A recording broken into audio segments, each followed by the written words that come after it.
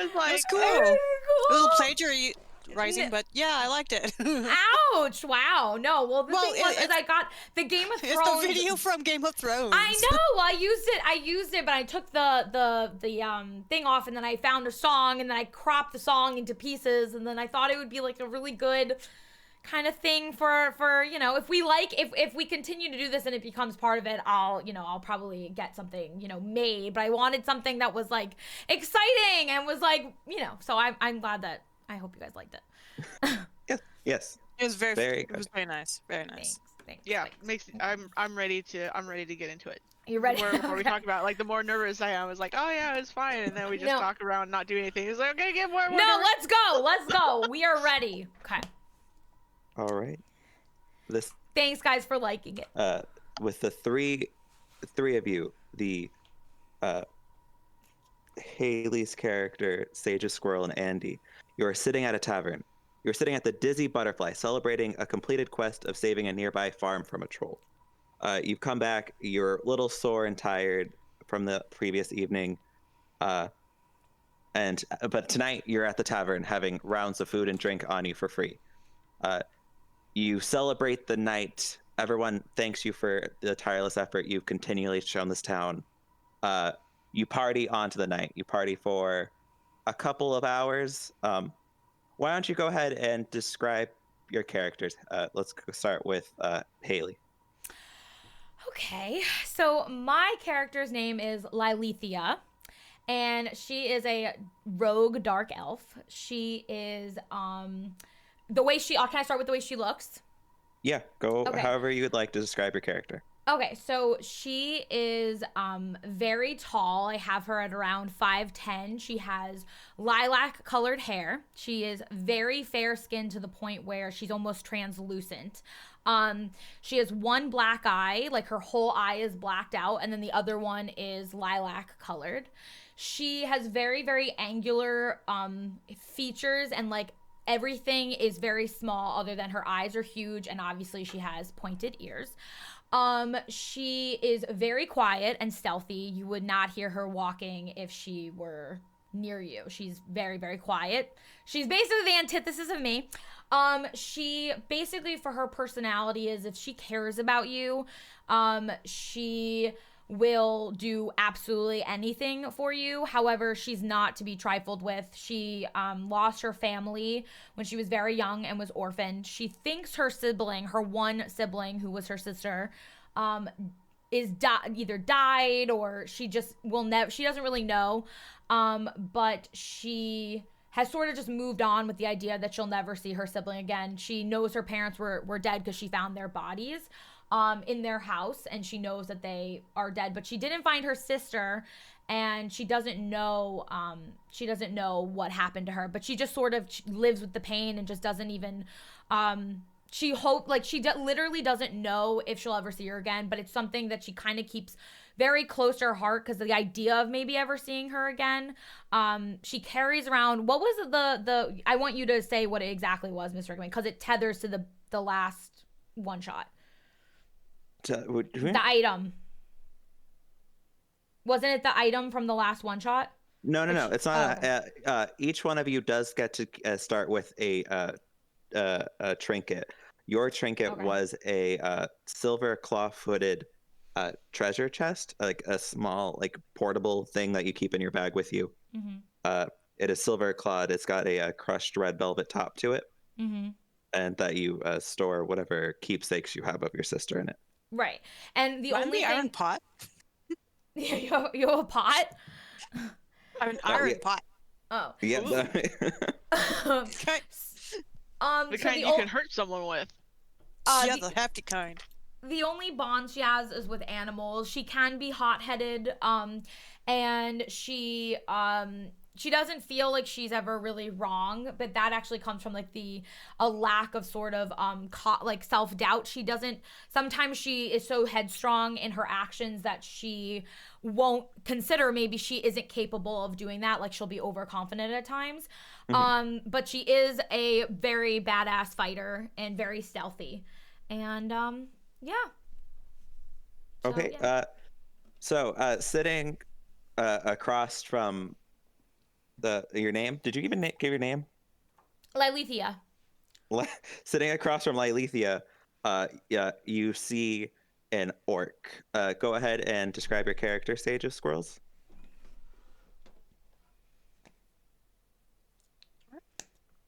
Sage. Oh, Sage of Squirrels muted. Did they have permission? He's good now. Okay, Sage of Squirrels, go ahead and describe your character. So pretty tall, towering above the table is. I'm sorry. What clarify? Not an orc, a Goliath. That was my bad. Sage of Squirrels is the Goliath. Sorry. You can continue. He's bigger than me, so he's got to be bigger than an orc. Right. Yes. So Sage Squirrel, continue with the Goliath. 217 centimeters tall, with massive icicle blue piercing eyes and sandstone kind of tannish skin, yellow tannish, with slate gray hair that is cropped up on top pretty short, but in the back is pulled into a tight braid that comes down about halfway down their back. They look young for a Goliath, but Goliaths are all very chiseled and stoic, and this one hauls trees from the timberline back up to the mountain homes on the peaks of the mountains. So, like, is a rather awesome specimen of their race, if I do say so myself. And they are also, at the same time, wearing a bear cloaked style over their face. They've got the claws tied in front, kind of dangling like a necklace. And because they are down off of the mountain, most of the rest of them is exposed to the air. They get hot easily down here. And there's tattoos pretty much everywhere but the arms.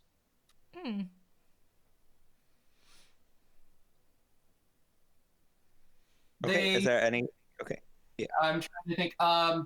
The other main thing that you might notice is just a plethora of weapons, like a lot of axes, a couple javelins. So yeah. Hey, I'm streaming so super can't stick around. Figure. Just wanted to drop this and say, hey girl, love y'all. Thank you, Game Adventures with TJ and AJ. Thank you so much. Have a good rest of your stream. Thank you, thank you, thank you. Yeah. Or the Tyrone. bear from last week's one shot. I hope not.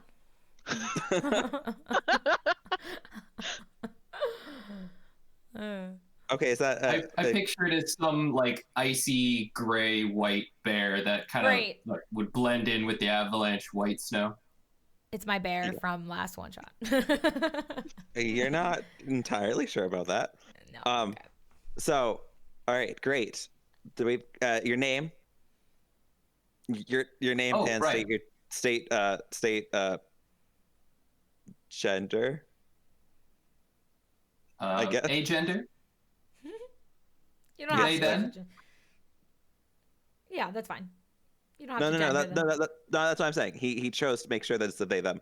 Okay. So I want to make sure that was established with they them. Oh, okay, got it. But the name, million names. Yeah, the million names. Goliath tradition, I'll have 3 names: a birth name, a nickname that is bestowed upon them for their great deeds, and the clan. So, I believe, excuse me, my giant is very rusty, but I believe it is Megtherum Heroic Axejack of Clan Cascadesweast. Jesus. Yeah, I'm just gonna say Megtherum, and I believe everybody down here just calls them Axejack. That's just Axejack. Okay. Seems very simple. Okay, perfect. Yep. You watch as Axejack takes multiple steins of beer at once, like that, just to try and get any kind of buzz going. Next and comically sized is the halfling sitting right next to the Goliath. Andy, go ahead and describe your character. Okay. She's was it a what kind of half? Hi, Chris. Wise halfling. Oh, ghost wise halfling. Yep. She is exactly 88 centimeters tall, weighs 42 pounds, and is more on the curvy side. Let's see. She has a bit of an attitude. She's young for a halfling, right? 30. I think I put like 35 or something like that. So quite young. So she hasn't gotten to control her attitude like completely, and she kind of can push people a little bit too much before she learns. I didn't know that I had to come up with like all the huge story behind it. That's fine. Yeah. You could be a traveling bard. Yeah, traveling bard. Likes to perform and has that trinket that you said that I had. Yeah, a mask, an alabaster yes, mask. An alabaster mask. Yeah, I did write that. Hi, Skylar. Somewhere. Awesome. A little bit. All right, if that's it for you three, you guys. I mean, like that's pretty much. Sure. Oh, and her name's Cadence Jucoso. So probably everyone would go by Cadence. So Cadence. Yeah, Cadence or Puella. I mean, I wrote in the notes it goes by Puella, by the middle name, but either one. Okay. Any of the three. Perfect. You three celebrate taking down the troll. Was probably one of your harder adventures that you've done so far. You celebrate, take more drinks, party throughout the night. It gets really like 2 a.m., 3 a.m. before you finally get to sleep. You wake up, and it's about noon. You were given us a couple rooms in the tavern. You wake up knowing that you've got to go find your next mission. So you head out into the breezy air, and you begin walking to the quest board. As you begin walking outside for the quest board, you notice a figure walking up to you. It's familiar in the town. You notice in front of you appears a purple creature. That's the first thing that stands out, is the purple color. You notice that this character is wearing a crown of roses that seem to be slightly aged, and the crown of roses is wrapped around some baby's wreath. You notice her. She is the grung of the grung species in town. She does introduce herself as Kermithia. She explains to you that she looks at you. She looks at you in a sense of desperation. Typically, her charm is one of the things that stands out to her most, but it looks like there's a deep pain in her eyes as she looks at you and goes, "Hi, my sister has been missing for some time, and I was hoping that you might go look for her. I didn't want to send anyone just out on this mission because I figured it might be too dangerous, but, well, she liked to wander through the forest sometimes and pick some mushrooms and flowers. She really loved my crown, and she wanted to see if she could make one of her own, but I haven't seen her. Would you mind going look for her? She's my only sister that I have here in town." No. Yes. Instant connection. We have to go help Kermithia, guys. I mean, yes, she's a sandwich licker, but like we have to help her. There's no question. You watch as like Thryla, thank you for the follow. Welcome to the Poop Coven. Guys, she does pick a handkerchief out of her sleeve and like dab it. You watch as there's a monogram of the local brothel on it, on the handkerchief, and she's like, "Oh, thank you so much." And then she kind of gives like a direction to point, like, "If you could please go that way to search for her, it would mean so much to me." And nobody here thinks that this is a trap. You can make an insight check if you'd like. Yes, I would like to do that. Of course, Andy. Friggin' sandwich. Okay, make an insight check. But someone just comes out and says, "Please look." Where's insight?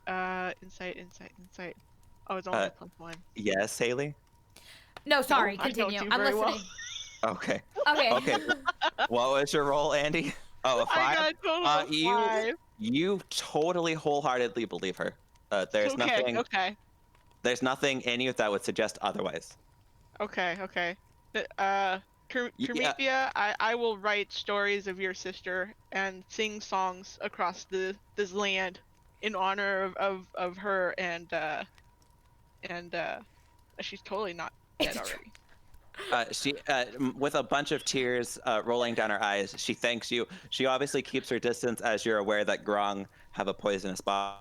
Thank you for the dollar. That's Skylar. To reward you with much gold when you return with her, please. So as you take on the quest, you feel Haley's character. I'm sorry, name. Lylethia. Lylethia, that's how you pronounce it. Okay. Yeah, Lylethia. yeah. She feels a tug on her heartstring, going that she wants to help because of a fellow sister. Yeah, lost her sister too. So you pack up your bags. Axe Jack seems to be on board with helping people. Seems like it's a thing to do. You head off into the forest. It's been about 2 hours. Nothing really, anything going on so far. You could just continue talking about what you might do. And a turn of events. You, Skylar. You're the one. You automatically catch this. You see a little bit of a smoke and fire in the distance. Dungeon Master, may I ask a question? Yeah. Could we get on, where are we right now? Are we in a village right now? You left the village of the backwoods, and now you're in the forest of the backwoods. Okay. Is it, raining? I'm trying to get a visual in my brain of what it looks like. The forest, it is about 2 p.m. by the time you end up.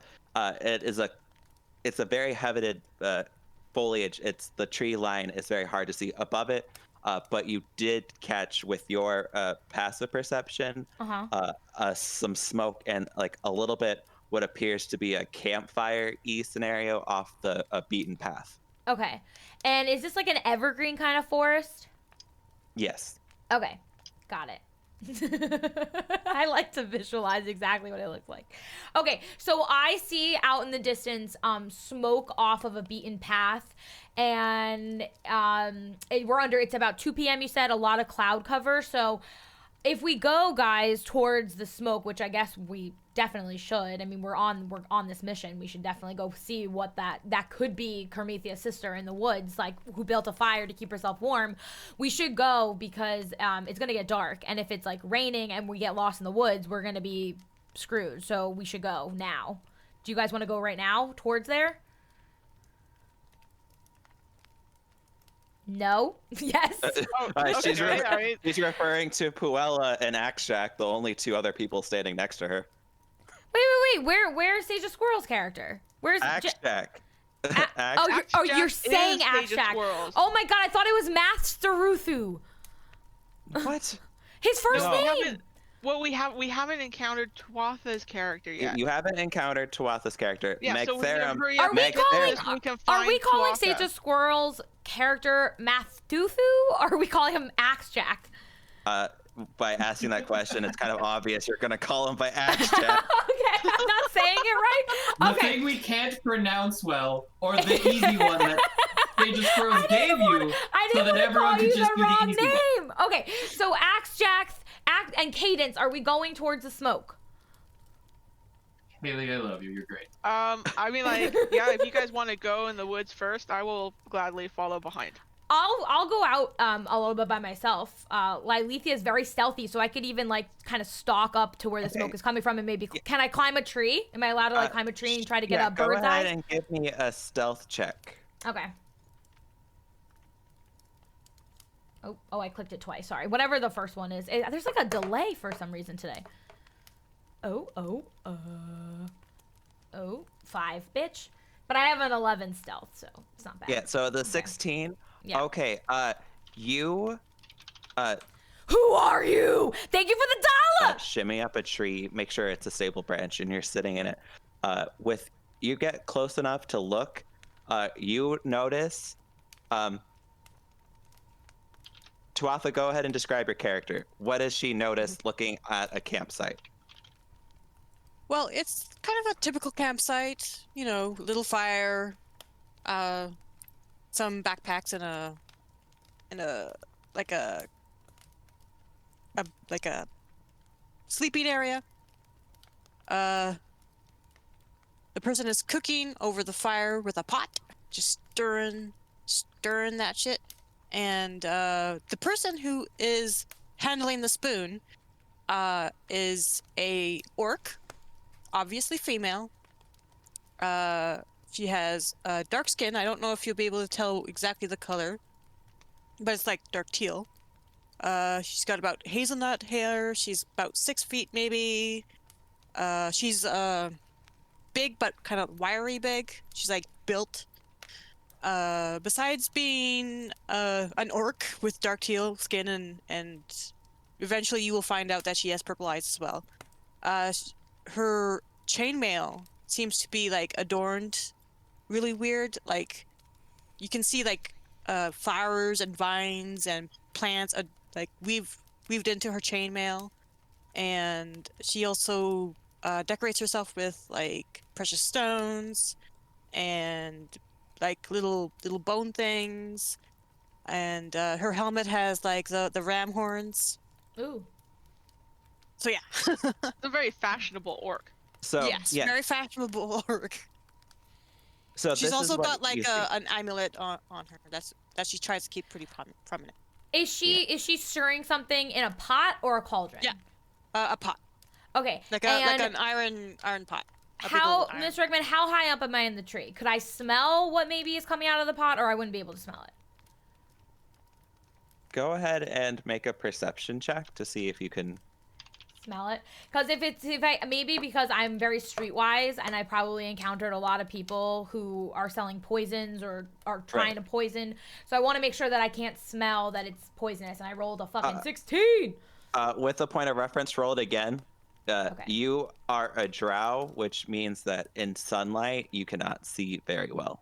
Okay, so what do you want me to just roll? Just click it again. Okay. Just click it again, and if it's lower than the... Yo, this dice is rolling super weird. It's a 3. Yeah, so you smell something. Okay. In relative, I mean, you're a rogue. Thank you, Allie, for the follow. You're probably aware that there isn't any sense of poison in it, because that's what you kind of studied. I hope not, because she's taste testing it. Yeah. Oh, she's sipping it? Okay. You're like, I'm pretty sure it's not poison, and then you take a sip, and you're like, yeah, that probably isn't poison, unless that's something that you know, they do. Okay. So don't you're just watching. Else's yum. Yeah, you're watching her. You haven't picked up anything, Dura. You haven't picked up any notice because she rolled higher than your passive perception. So yeah. She's just sitting in a tree. Okay, so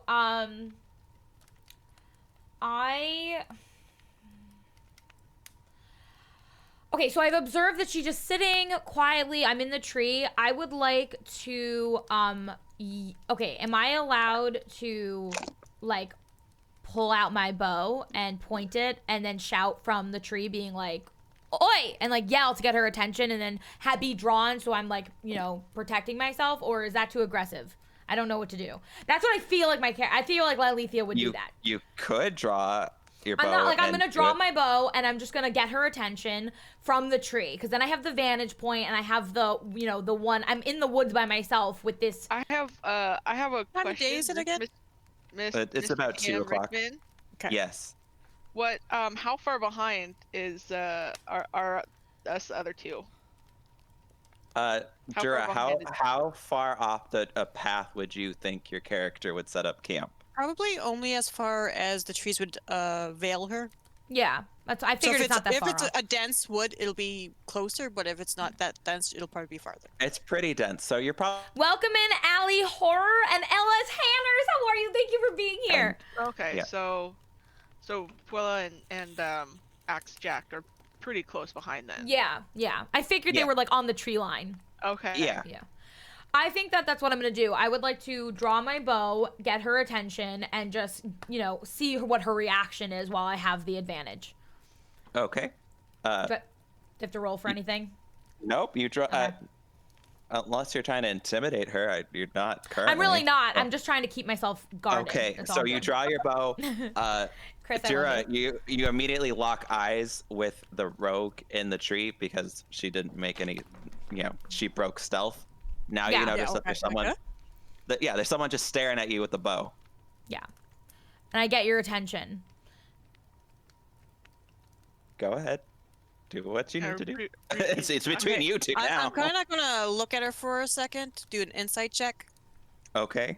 Kind of see what her intentions are, or what her general emotional stance is right now. Sure. I rolled a 12 for insight. So you rolled a low insight, but these characters are not unknown people. Chris, I love you. And I mean, Dura's character travels around. You kind of like recognize her. Like, I don't like, you have this like awkward like high school reunion. Like, don't I know you? Kind of, I think maybe. Like, you have like a face. You don't know this person. Can I I make a notation so that Dura also understands maybe why at first maybe she doesn't necessarily know me right away. I didn't say what I'm wearing. I'm wearing like skin tight black pants, like knee-waisted lace-up boots, a black like sweat, like kind of like loose garment, and a big hood. So when I'm in the tree, I sort of camouflage with the tree, but then so I get Dura's attention, and my bow is drawn because I can't see her. It's raining. I'm in the tree. I want to make sure like I know. So Dura, when you turn to me, do you recognize me, or do you wait? Do you say like who's there? Because then I'll decide with how you respond. No, okay. The way that Rickman said it, my eyes lock onto you right away. I like can as soon as I focus on where the sound. yeah. I focus on where the sound is coming from and be like, huh? And then I'm gonna say like, Dura, is that you? No, I don't think we know each other personally. I thought, you don't know each other directly? You don't know her, but she knows of you because you're a local hero in town. Okay. So then it would be really on her to be like, are you Lilithia? Yeah. No. Okay. I probably wouldn't know your name. Okay.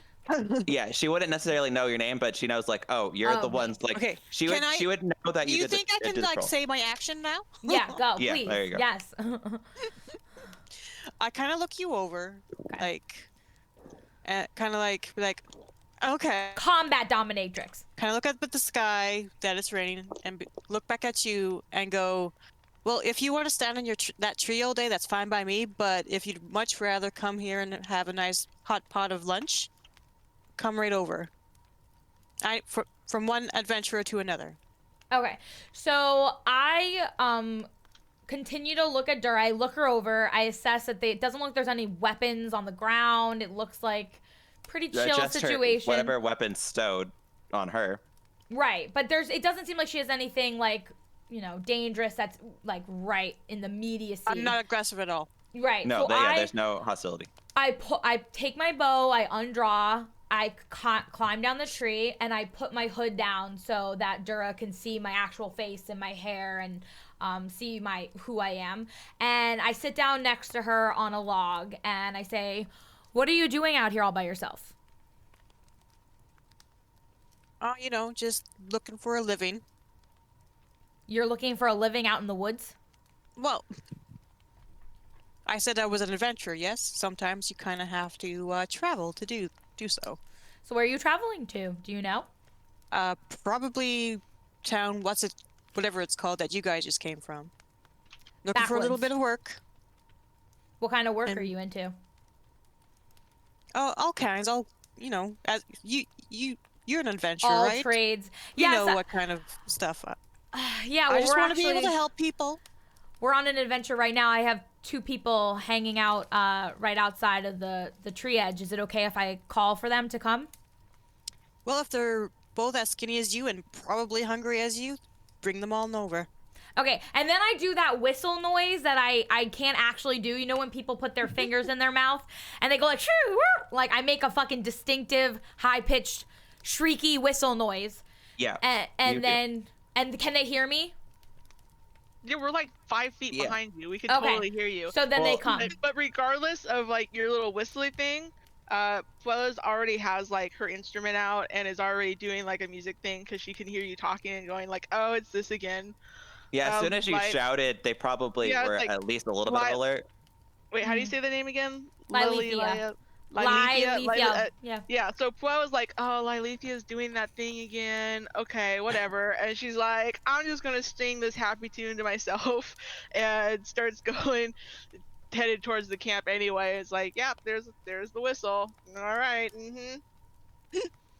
Is this a all's good whistle, or is this a come charging with your axe swinging whistle? This is that's a very good question because she never really clarifies, does she? No, I do. Okay, you're judging. This is not Kermithia. Remember, this is an entirely new character. She is not shifty or shady like that. She's actually a very loyal. Not in a shifty, shady way. She's very loyal. In a comical, we're a team. We're a team. This is a comical sort of like, oh yeah, all right, it's time for you guys to come in. It's like, we're our own people. We're already here. Right. So so we have, let's say we have like 3 different whistles. This was like the come, keep your axe on its on your hip, but just your hand is on it, just ready to go. But you guys walk over, you don't run in. It was a come being wary whistle, not a come charging whistle. Yes. So you hear you hear the noise and you advance. Naive sort of young rebellious way. She completely ignores it and just comes in playing her instrument and is I thought my actual D&D group was difficult. Gotta question everything. Gotta overthink everything. You meet, you exchange. But it could be a trap. Everything could be a trap. Neil, how are you? Meet, you exchange names and pleasantries for a bit. She does offer food, as she does read. Sir Duradato. Ah, okay. Pala. Palas So, get to be sir. As she serves the food. Yeah, as she serves the food to you, you all, as she tastes it again to make sure it's not poisonous to you, you're all fine. You have no issue here. You're going for so you do you explain what mission that you are currently on? Does Lilithia explain it? Well, Lilithia, Puella, Axjack, one of the other 3. Yeah, Puella. Yeah, I would say like Puella's like, hey, yeah, you're an adventurer. Cool. We were just asked to go on this adventure, and this poor frog woman who works at the brothel, she's missing her sister, and this is like so sad that I'm gonna write a song about it. It's gonna be a very sad song. Oh. So you're instructed over the lunch that you're having about this. They begin to get up to leave. Sir Dura, do you follow them? Do you help them out on their quest? Yeah. So okay. Like a noble quest to go on. Should I be having my map up? Not at this moment, no. Okay. I mean, it doesn't matter. She could have it up, but it doesn't matter. You don't see anything from her perspective at this moment. Neil, I'm sorry. You're traveling for a while longer. You're passing the thick of it. Like any kind of rain stops. It's about 4 o'clock now. However, you all begin to hear a low growling noise. And from the cliff top right above you jumps down 5 wolves, and they begin snarling at you. Go ahead and let's roll initiative, and you can throw up the first map. Okay. And then D&D Beyond will have, I can keep track of the initiative there. Oh man, I did it again. Woo, I'm last. Maybe. Maybe not. Oh my god, I keep doing the same thing. Okay, here we go. Hold on a second. So you're saying, I just want to make sure I have the right. Why won't it stop The greenery one, the pretty looking one. Let me make sure. Well, I actually, right when I open it, this gray one is the only one that I can see. Is there a way to get to the next one? There's 2 different links. There's 2 different maps. Oh, I opened the wrong one. Okay, let's see. I mean, I could resend it to you. No, I have it. I'll just get it. Hold on a second. Okay. I didn't know that there was 2. So everyone, Axe Jack, what we get? Oh, I see that because I can see the rolls you roll there. Axe Jack got an 8.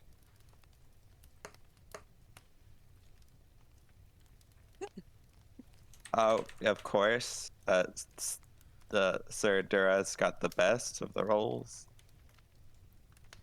And Lylithia. All right. As soon as you have the map up, let me know. Hi, Shill. How are you? Oh yeah, I have the map up. Map up. I'm waiting for her to have the map up so that everyone can see what's going on. You got the map up? You make it bigger. Well, I'm sorry. You can zoom in. You can zoom in. Yeah, you can zoom in to the map. So. Okay. Yeah. Jeez, guys. Am I the only one who just kind of presses buttons and does shit on a page? Well, on my camera, I wish I could, first thing I you do will is press left click, everything. right click, roll, spin the wheel. Okay. So as you see in front of you, I have labeled all your characters here, so you can see all your characters' names. Customize mine. Yeah. Going up first is going to be Sir Dura.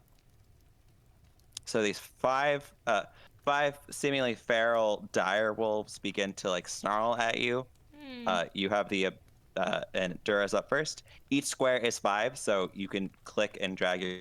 Thank you for lurking, Converse. It's 5 feet of movement, and it says how much movement you have. So Dura, what would you like to do?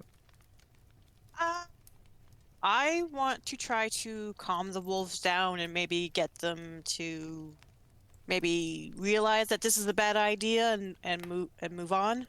So I'm going to roll a animal handling. Okay, go ahead. A dirty 20. Okay, a dirty 20. As you try and calm them down, you notice one of them does like kind of like bow away from you, but the others look super angry with you and don't want to listen. It looks like one was very submissive, but the other 4, like one, as soon as you kind of try and calm it down, it just jumps off into the woods far away. So you've scared one of the wolves off, but there are still 4 there. Is there anything else you would like to do with your turn? So can I do a bonus action? Yes. Or a movement and a bonus action, I should say. Yep. All right, I'm going to go up to this one then and smack it with some thunderous smite. All right, go ahead.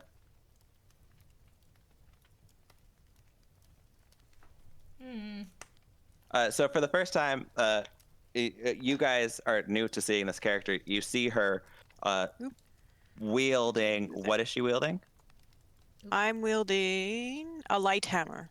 Okay, you see her wielding a light hammer in her hand that she pulls off of her armor and goes for an attack. That's not what I wanted to do, stupid. I don't want to hurt the wolves. It was one of my backgrounds. You can go ahead and pet them. I'm gonna try to do something with them. It's like I don't want to hurt them. You don't have to. Okay. You can try like she and then smack. There's always worth trying something else. I mean, all right, yeah, 25 to hit, you hit. Do we want to just use the thunder smite? Yeah, and then you need it before even realizing it. I'm like, yeah, and then you got to roll the regular damage too. Yeah, and the regular damage. Are we all trained in animal handling? Inherently, I don't believe so. That was not intentional on my part. Okay, are we all gonna attempt to pet the dogs? Because I'll go pet the dog. Yeah. I feel like we should try first. I'm not gonna try to pet the dogs. I'm not gonna try to. Well, I tried to pet the dogs. They didn't want me to pet them, so I'm like, okay. Well, you saved one. You saved one. Yeah, the dogs are taller than me. Not gonna do it. Okay, with 16 points of damage, you hit the wolf. The wolf kind of Of course I cheers did. a little bit. It just kind of looks at you a little bit, and it's the wolf's turn. That actual wolf. Wait, how Cool. much damage did she do? It just looks at. Are they Oh, like I made need to out make- of steel? She did 16 Yeah, I did. points. Yeah, 16 points of damage. Oh, okay. Let's see. It has to with that Try to mind thunderous might. It needs to also make a strength saving throw. Yeah. So it is going to 16. Just succeed that strength saving throw. I don't want to. So with the thunderous might, it feels like it should just about be pushed away. He's like, It holds its ground. It looks back up to you, and it's going to go in for a bite attack on you. With the bite attack, it is going to. Oh. That is a 19 to hit you. ooh, yes. Okay, so you are going to take. I feel like we should be listening to battle music and not fire crackling music. I mean, you could set that up. Ride time, how are you? Hold on. You take 6 points of piercing damage, and I need you to make a strength saving throw yourself, Dura. Okay.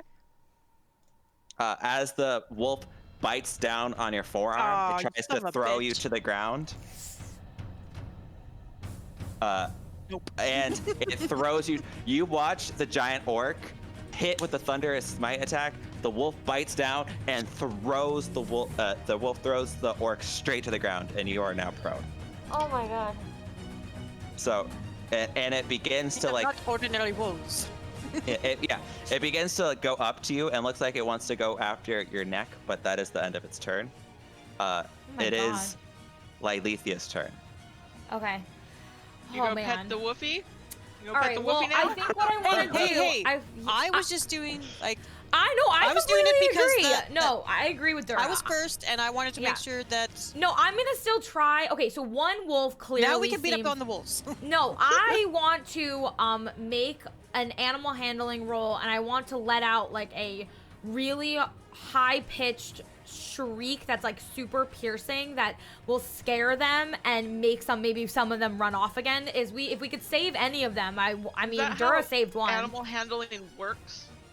I I don't know how animal handling works. I want to see the roll first, and then we'll see if subsequent rolls are necessary. Okay. Oh no, almost an 18. Damn it. Okay, not enough probably. An intimidating shout. I want to like do like a picture like a piercing scream if I'm allowed.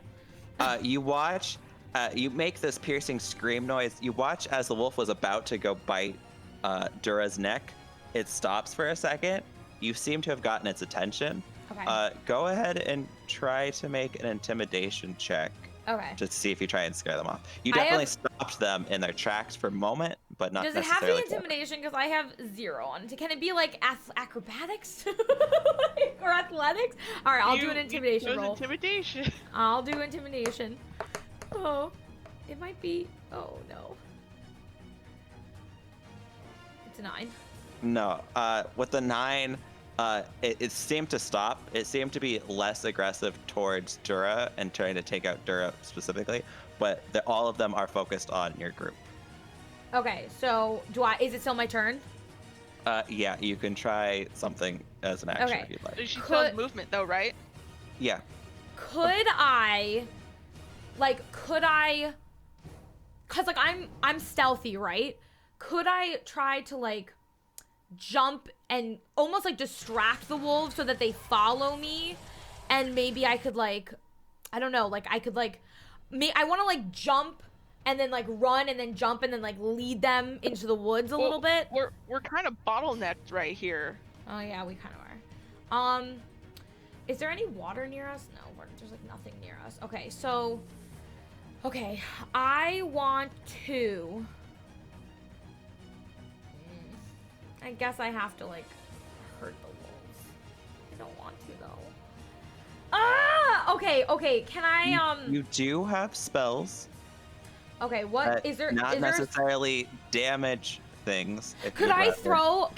Do I have a spell that can like make this area like filled with fog so that we can at least have like the advantage of like, I don't know, like just like make it so that they can't see us so well? There is the okay, so how this map orients, you were coming from to the left of the rogue. That is the entrance you were coming.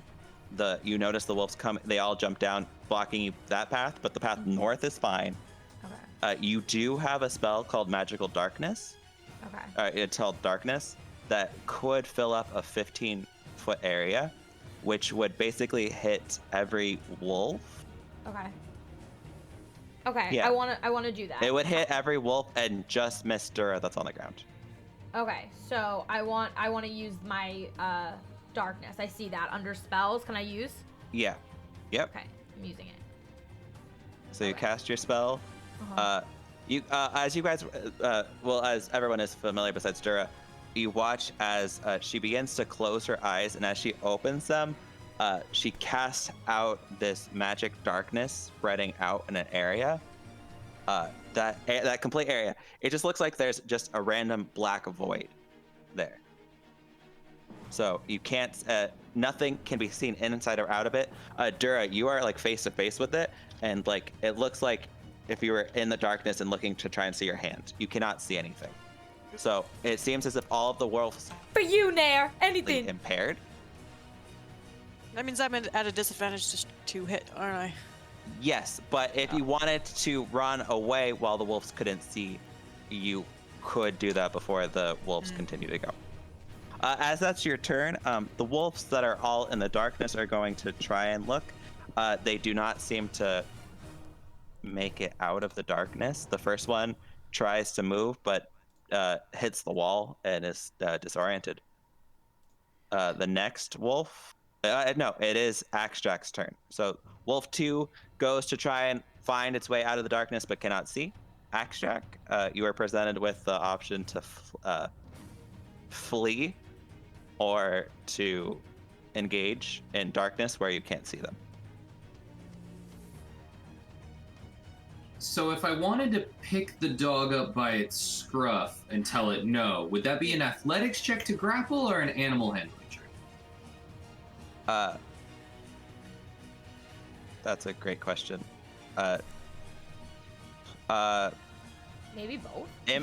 I say an intimidation because you should have the ability to just pick people up. So that's to represent the fact that there's this area.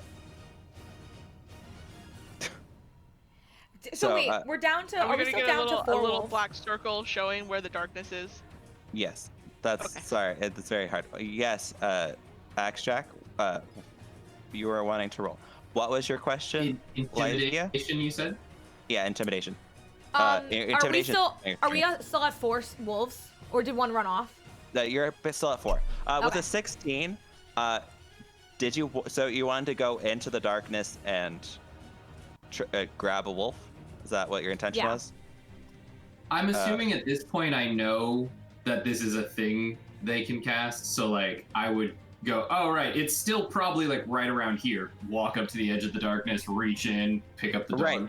You like comically reach in like you're reaching through like a porthole in the wall, and you knew there was one right next to Dura, and you pick it up by the scruff. It is a pretty big wolf, but you definitely are scaring it. You do seem to happen to have gotten the wolf that was the pack leader.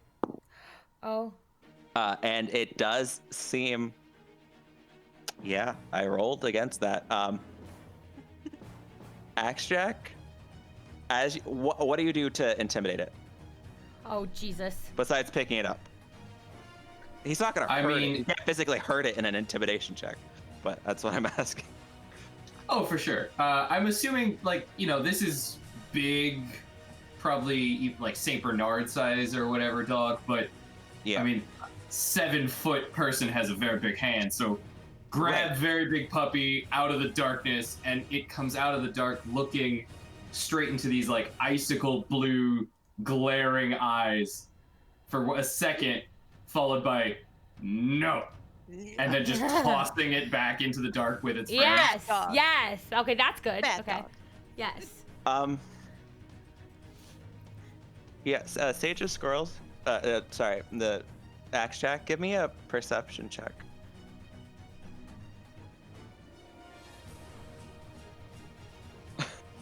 Yeah, so as you go, no, you watch the anger in the dog immediately turn into like the scolded puppy look. As you throw it, Nice. you're pretty sure at this point that you probably saw a pee trail as you threw it. Oh. And it goes into there. For the fact that they are no longer an issue, you do hear scrambling, but it sounds like they're running off in the opposite direction. So it does seem like you have evaded the combat scenario here, and as that magic darkness fades, you notice that all of the wolf prints lead off to the south. So it appears as if you still have the north, or you could start following them southward, but you probably would intend on going north. So they're fleeing from us right now? They have been. Is that it? Is combat over? You are no longer in combat order. You may chase them down if you'd like, but it does seem like they are no longer a threat. Yeah! Extends a hand to Dura to help them stand up. Yeah, I'll take it and get back up. So as a as the bard, when can I use like cure wounds? If you're doing a regular time, you can do it now. In combat, it would be during combat time, but there's no combat, so you could cast a cure wounds if you'd like on her. She also has healing abilities too of herself, she would probably. She has got the cure wounds and she's got the lay on hands, so it would be up to her. But okay, you have the ability to. If you'd like, would you guys like to try and continue to go north, which is what you kind of had a feeling towards, or south towards those wolves?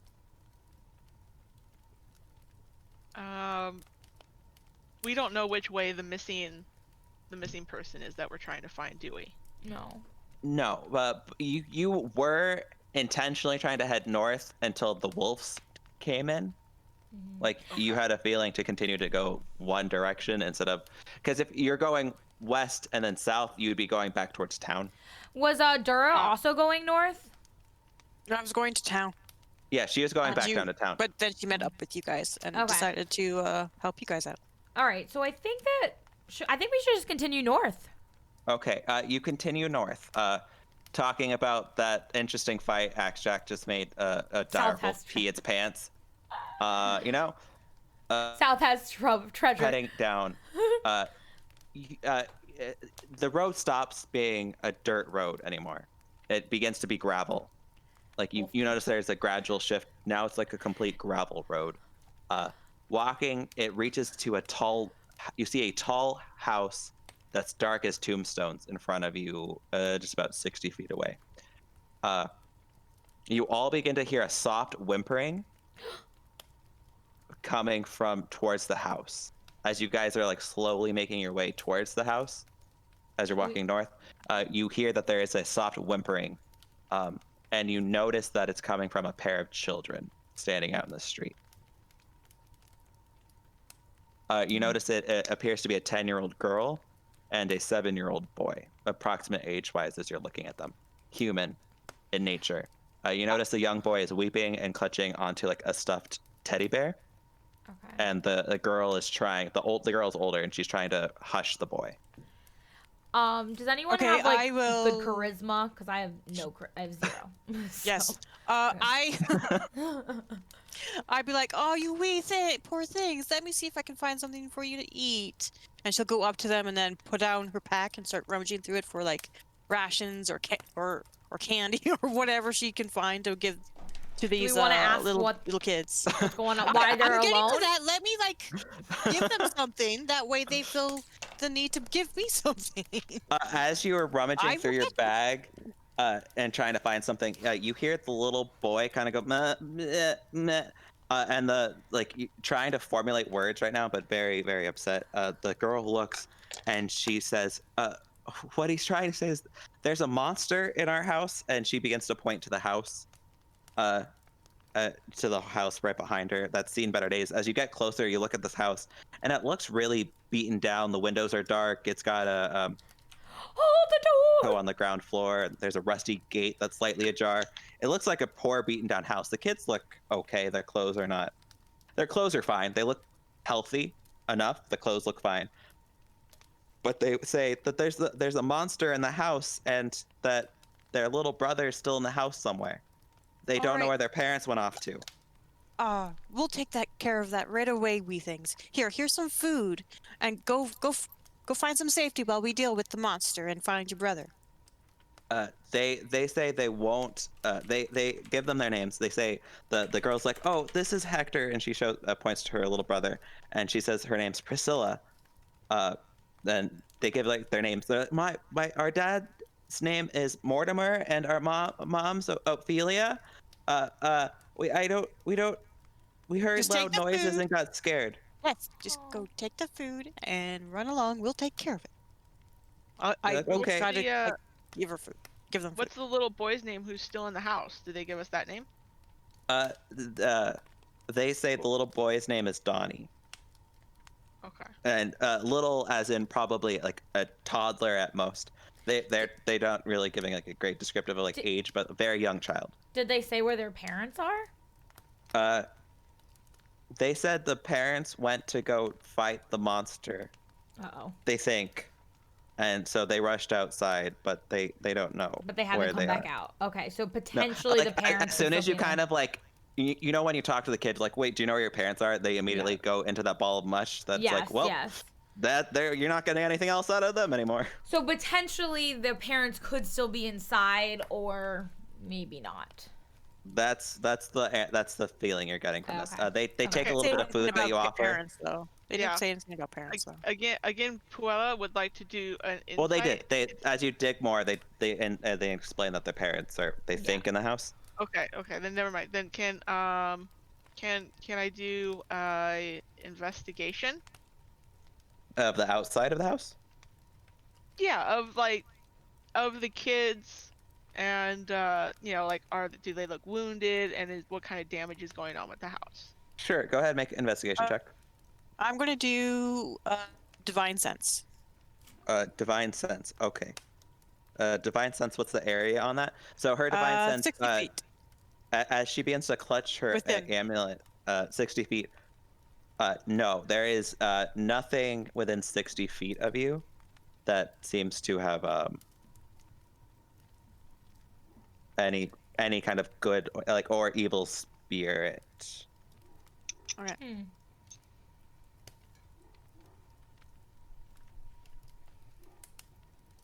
All right then. I guess. Did the kids say what the monster looks like? I got a 17 on my investigation. The kid said it was some kind of large. They said it was like a large black monster. They didn't really give much. They said it had like long claws and like a tongue. Okay. Like a long tongue. But they were scared. Yeah, kids don't know shit. Okay. No, they don't. First-hand accounts mean nothing. Yeah, especially from children. Unfortunately. Yeah. So you are about 30 feet from the house at this point still, because they're like a little bit off the road from the house, and the house is rather large. It is a rather large house as you're beginning to investigate it. The large house, it's a wrought iron gate with hinges on one side and lock on the other is broken. The gate is unlocked. It's got rusty hinges. You notice there's a set of oaken doors that lead into the house. Yeah. You notice there's a shield emblazoned with the coat of arms on it on the front door. But you haven't advanced as far as to see really what that is from outside of the house. You'd have to get closer to look better. Is it my turn? Can I do something? Yeah, whoever wants to do something. Okay, because I have a really high stealth, so I would like to, is all the windows, okay, so wait, from, was it Puella or Dura who did the investigation? Puella. Sure. Puella, yeah, did you see? I did the investigation. Did you see on your perimeter check if there was any windows open or any windows broken? On my perimeter check? Yeah, when you did an investigation. When you did a check, there was none. None. There was all windows were closed. Puella, with your Night Converse, love you. I'll message you later, Pooh. old, kind of like one of those. They didn't really. Curious if looking at the kids, if they had any sort of scrapes or scratches or anything on them from fleeing this monster, or if they look dirty or whatever. No, they look completely fine. So if none of the windows are open or broken, that probably means that the front door or back door is open because the kids had to escape some way. So can I use my stealth to check the front door and see if it's open? And if it is, can I go in? Yeah. So as soon as you get up to the front door, you notice that the shield that's emblazoned on it is there's a stylish golden windmill on a red field on the shield. The mahogany framed double doors open up easily as soon as you push. They open up into a main hall where you see a set of stained glass windows. Okay. Should I roll stealth? If you'd like to be stealthy, sure. Yeah, I want to be super stealthy and very quiet so that I'm not. So yeah, this house, it's not like a little house. This is a 2-story huge house that you're about to go through. So yeah. I got a 24. Just with the 24, absolutely. You feel quieter than you've ever been. Okay. You walk into the main hall. You don't hear anything. You don't see anything. If you did at this point, nobody see you. Okay. It's a wide hall, runs the width of the house. It's a black marble fireplace at one end and a red marble staircase at the other, leading up to the second floor, as you would guess. Okay. Mounted on the wall above the fireplace is a long sword with a windmill on its hilt. Wood paneled walls with images of vines, flowers, nymphs, satyrs. Okay. So I want to very carefully and quietly walk through the first floor and check every room that's on the first floor. Is there a basement door? Should I check for if there's a basement door? Or a cellar. Or a cellar, yeah. Yeah, go ahead and make an investigation check to see how easily it is to find a cellar. Okay. Pretty good. 21. With a 21, you do end up finding a cellar door. Okay. It's just right off the side of the house, though. So it's not inside. So it's not outside. Inside the house. No. Okay. So I've checked the first floor and it's clear? Well, you've gone through one room. There's like 12 rooms. Okay. If you want to check 12 rooms. Yeah, I want to check. Well, I want to make sure the first floor is at least clear, and then I want to call in. I think I want Axe Jack. Can I call Axe Jack to come in with me and clear the second floor? Well, then you wouldn't be stealthy Then anymore. You wouldn't be stealthy. B, well, you'd only have half of your party. Am I allowed to keep just checking the house on my own? I mean, you could, but if you encounter something, you told us that you're going to check the house. That way we don't just barge in. No, I know, but I felt like I got a vibe that when you said there's 12 rooms, if you want to check them all by yourself, I got a vibe that I shouldn't check them all by myself. So I got nervous. Maybe instead of checking all the rooms, just check the vicinity first, and then try to find out where the monster might be without going into any rooms. Okay, so I got a lay of the try to do more passive. Okay. Like if you have to open doors, don't open doors. Okay. Otherwise, just kind of try to feel where the monster is, or the main hall is the only door. The main hall is every door in this house is closed. Okay, so fine. I did like a lay of the land. Do I hear anything? Do I hear like crackling or anything? Do I hear like a groan? With your investigation check, you don't hear any noises. Okay. So I've cleared the floors. I see that there's nothing like dangerous in the floors. So I whistle because I feel like that's my thing. I make a whistle, and I whistle the same whistle that I did was like approach with caution whistle, so that they know to come into the house, but that to be ready to go if something happens. Sure. Highs up. I recognize that whistle. So you all enter into the house. You do see that same main hall. You do see a bunch of doors on left and right. You can investigate each one if you'd like. Can I ask a question, Mr. Raymond? Am I supposed to move the map to the house, or is that not on the map? There is no house map. Okay, so just stay where we are. Okay, cool. Yeah, you're fine. Okay. Okay, so you're gonna start opening doors? Yeah, if you'd like. Yeah, if you'd like to start going one by one by one by one. Yeah. The first door on the left opens up easily. There's no lock on it. You see that it's 2 padded chairs draped in animal furs facing a hearth. There's an oak table with a cask of wine on it.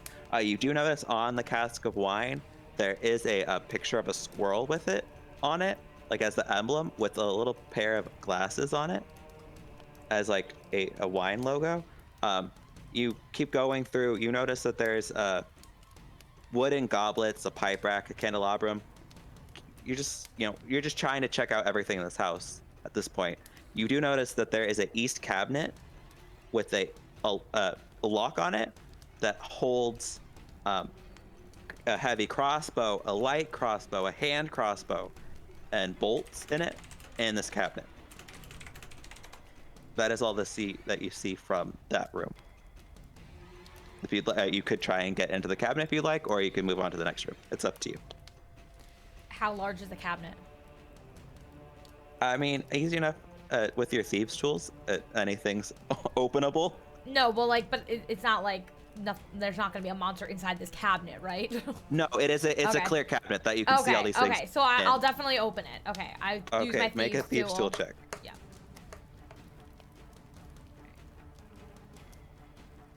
$19. Yeah, pops open easily. The lock you set down. You can take a heavy crossbow, a hand crossbow, and a short crossbow if you'd like. Yeah, I will take all of it. Okay. So you grab onto the heavy crossbow, light crossbow, and hand crossbow.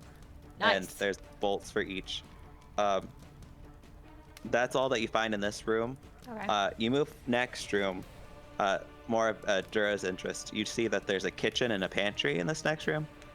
Tidy. There's dishware, cookware, utensils everything in this house so far is neatly placed.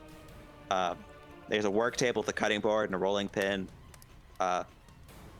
It's just a very finely stashed. There does seem to be food in the pantries too, in this room. Okay. Moving forward, you do notice there is a dining room. Okay. You go into the next room, the dining room.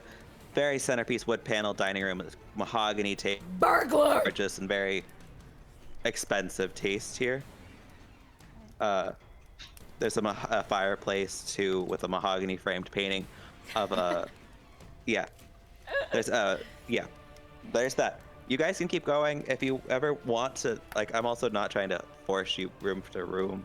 If you want to make an investigation check. We're looking for a specific, for people. I think looking at all the rooms one by one, it's so big that it's that could take a long time. And as all the stories go, and being a bard, I know many stories, right? So as all the stories go, the scary things are always in the attic. So we should either go in the attic or look for a cellar, because those are where the scary things are. Well, the cellar was on the outside of the house, but there is a cellar. Should we? Well, if the cellar is on the outside, the kids are outside, and they said that it's inside. Then obviously what's left is an attic. Okay, so should we do an investigation check to see if there's an attic? Go up the stairs. Yeah, let's go up there. Okay. Floor. So you go up the stairs. Burn the whole house down. Oh, sorry, I was talking to chat. Sorry. Yeah. You go up the stairs and you see that there's a mantelpiece that has a picture, a portrait of the family on it. Mm-hmm. You do notice that there's a left and a right. Up the stairs, then it becomes doors to go farther into the upstairs of the house. Do you want to go left or do you want to go right? Well, can I I don't want to digress, but investigate this painting. I want to investigate this painting and see what's going on with it. Are there actually 3 children in the painting? Yeah, go ahead. Are there 2 parents? What's going on? Yeah, so I mean that's without an investigation check. That's fine. You notice there are the 2 parents. There's an inscription on the bottom. You do notice that there's also 2 children And from this painting, you notice that the baby mentioned is swaddled in the mom's arms. Okay. So very, very young. Everything tracked. So We took down a pack of dire wolves, Jedi. Go right. Wait. For the picture, do the children look younger than they are right now? Yes, dark elf. that's a very good question. Yeah. The children look about the same. Okay. So we're looking for a fucking baby. Goddamn. A baby. It's gonna be. Why is it Babies cry though. Yeah, babies cry and scream. That's weird. Do you want to go left or right? So what were you said? Repeat what you said was on the left and on the right. They're just both doors. One leads Doors. one way, one leads the other. Hang on one second.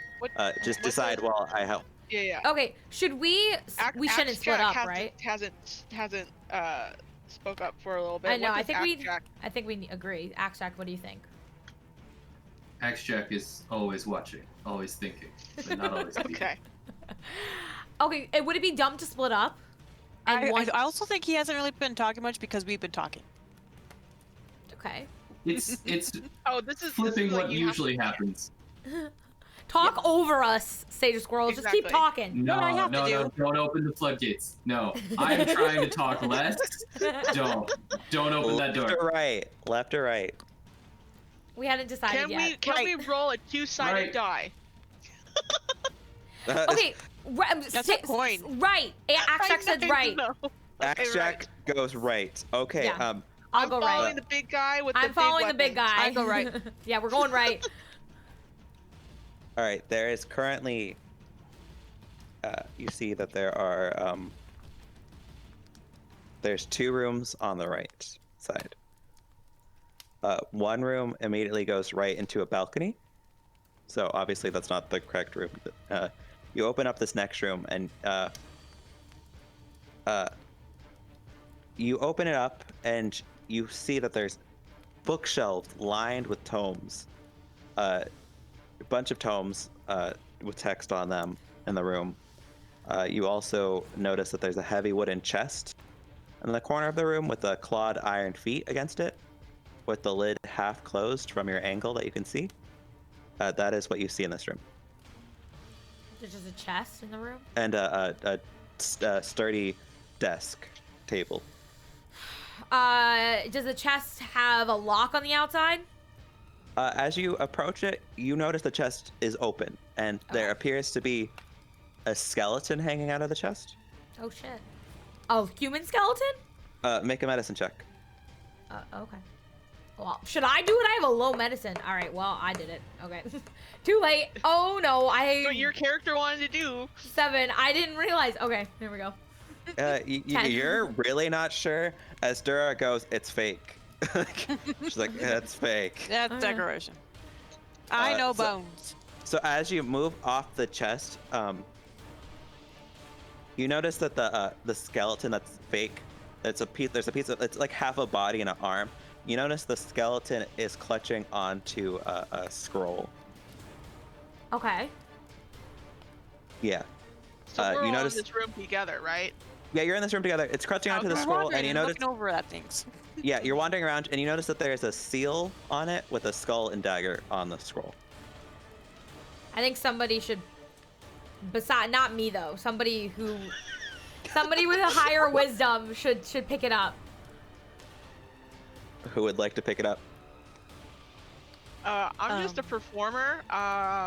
Maybe Dura? Words are hard for me. Words are hard. Yeah, I'll pick it up.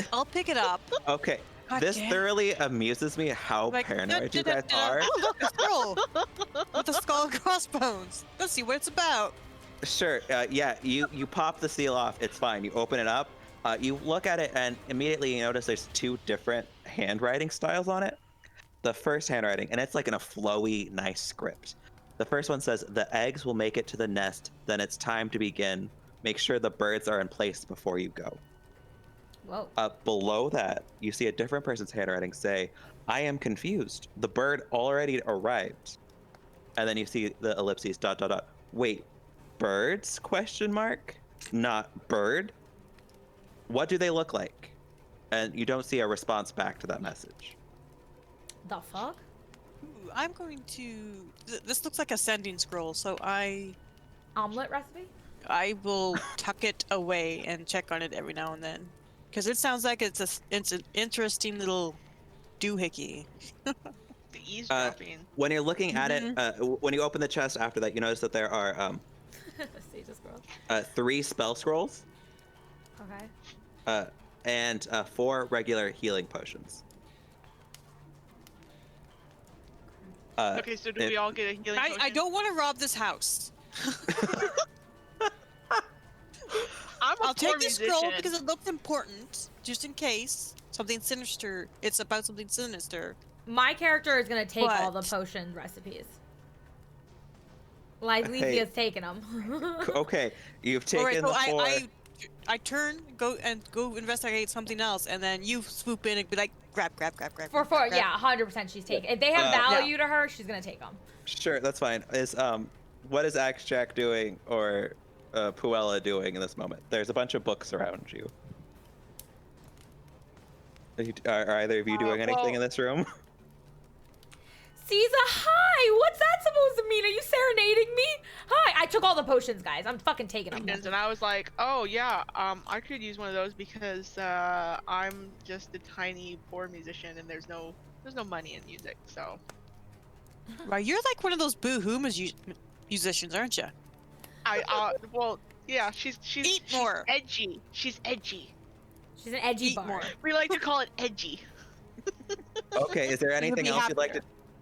Anyone else doing anything in the room, looking at the books, anything before you move on to the other side of the house? So did you just open the scroll, or what was in the box? So the box just had 4 healing potions. That. Okay. That. Caesar, I love you. Are you okay? And not I missed that part. That's cool. Yeah. And the scroll is basically looks like one of those schoolhouse pasta paper. Yeah, but with a quick, just like an Arcana check, it does feel like it's just a regular piece of paper that they've been writing back and forth and leaving in this. Bye, South Rebel. Love your face. Keeping track back and forth, though. She is healing potions, Neil. She's healed. Can I detect magic? That seems. So as you do the detect magic, obviously the potion. Yeah. So you can do it ritualist. On the paper and stuff, right? Yeah. So you do detect magic. Nothing in this area hits. Pretty good. There's been some sass, but it's been pretty good, Caesar. From the books behind you on the shelf. Though there is a very faint trace of magic. You look at those books, and it talks about like summoning rituals. Yes, and we're doing Jackbox tomorrow, South Rebel. Specifically, it's a necromantic ritual summoning of a cult called the Priests of Oathu. Does Puella know anything about this? Make a history check. Or are we all just looking at the... Make a history check if you want to see if you know about the priest. Hey, Caesar! Spelled Ouatha. That doesn't matter. Oathu. Okay. It's just all vowels. Just leave. Yeah. Just leave. All vowels. Sounds exciting. I'm a little worried.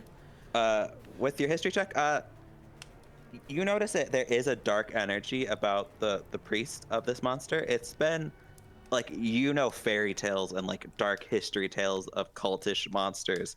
This is probably something you never wanted to mess with, and also I threw a darkness potion, Caesar. dive deeper into just because of how bad song material, man. Can I roll a religion for the? Yeah, for the go ahead. Nope. Ouch. I see a pretty bauble and get totally distracted. Yeah. Ooh, you can put All this right, on so your that's armor. that's all that's going on in your room. Detect magic's up for a bit. You walk to the other side of the house. Detect magic's up for how long? Yes, I want one. Jeez, who is 10 minutes. barking at? All right. Okay. Detect magic's up for 10 minutes. You spend a couple minutes there, so it's got about like 5 minutes left when you head to the other side of the house. The other side of the house, you get to. There's a master suite that you end up going to. Yeah, I'm trying to cut down some of the like a bazillion rooms. There's a master suite that like the husband and wife would sleep in. you notice that there's a rotting tiger skin rug on the floor. Ew. And there's this painting that you notice is a dust-covered portrait of the parents without the kids. Like, it is completely head to toe covered in dust. Is it the only thing dusty in the whole house? That seems like it's not lived in if it's covered in dust. Yeah. That bedroom itself is the only thing completely covered. So it sounds like the parents haven't been home in a while. Yeah. That's weird. There is one other room that you make it to. Are we just not exploring the dusty room? While detect magic is up, there's one other room we get to. Okay, let's go. Sorry, my dogs are barking. I don't know what they're barking about. Okay, so you make it to this next room. You do notice that there is like a little bit of like a childish like toy symbol on the door. Okay. So you go, you open the door, and you notice that this room you're looking at, it's a bricked up window flanked by 2 dusty wood framed beds for children. You notice there's dust. Like the first thing, you open the door and it's kind of really dusty to hard to breathe. You see there's a toy chest on one side, a beautiful crushed red velvet and gold laced treasure chest on the opposite side of the room that starkly contrasts the toy chest. The stark contrast in this room, as you look down, you notice these skeletons of 2 children's bodies on the floor.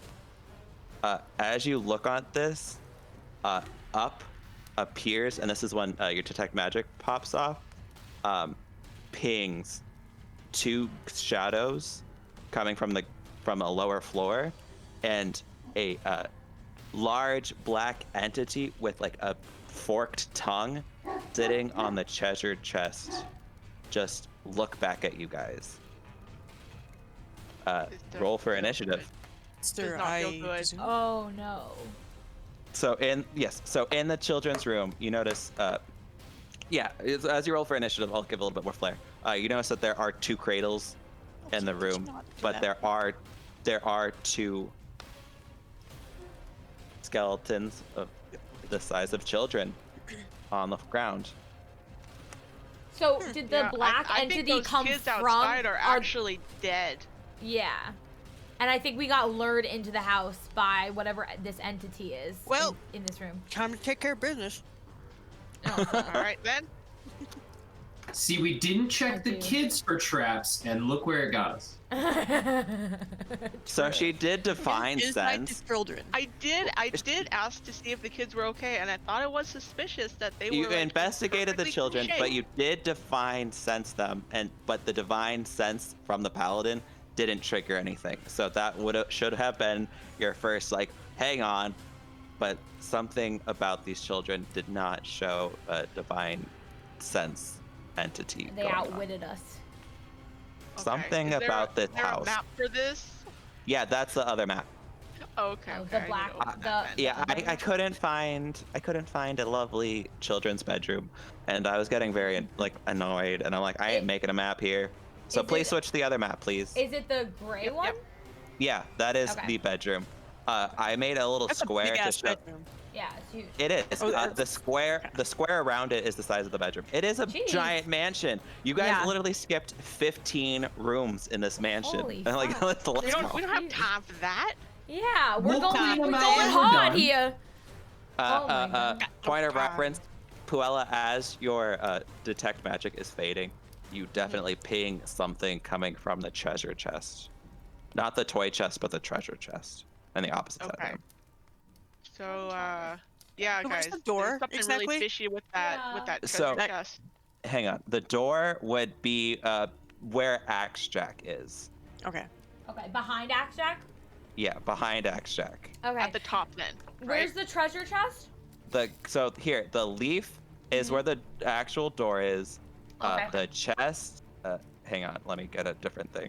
The chest. I did not mean to move the pillow. I'm not That's that. fine. I saw The that. The actual chest that the Shadow Gas was sitting on is the one with the blue ring, and then there's a toy chest in this corner. Okay. And then flanked on the sides of the room are the 2 cribs where you find skeletons, long lasting skeletons of the children.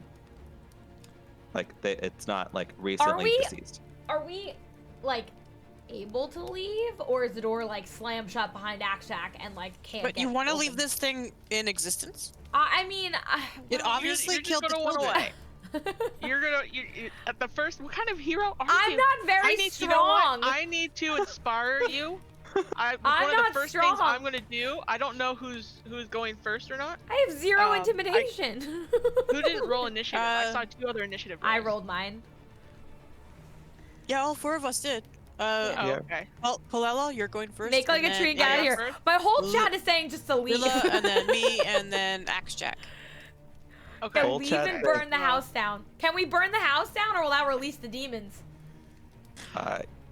You burn the house down, you might change our whole story.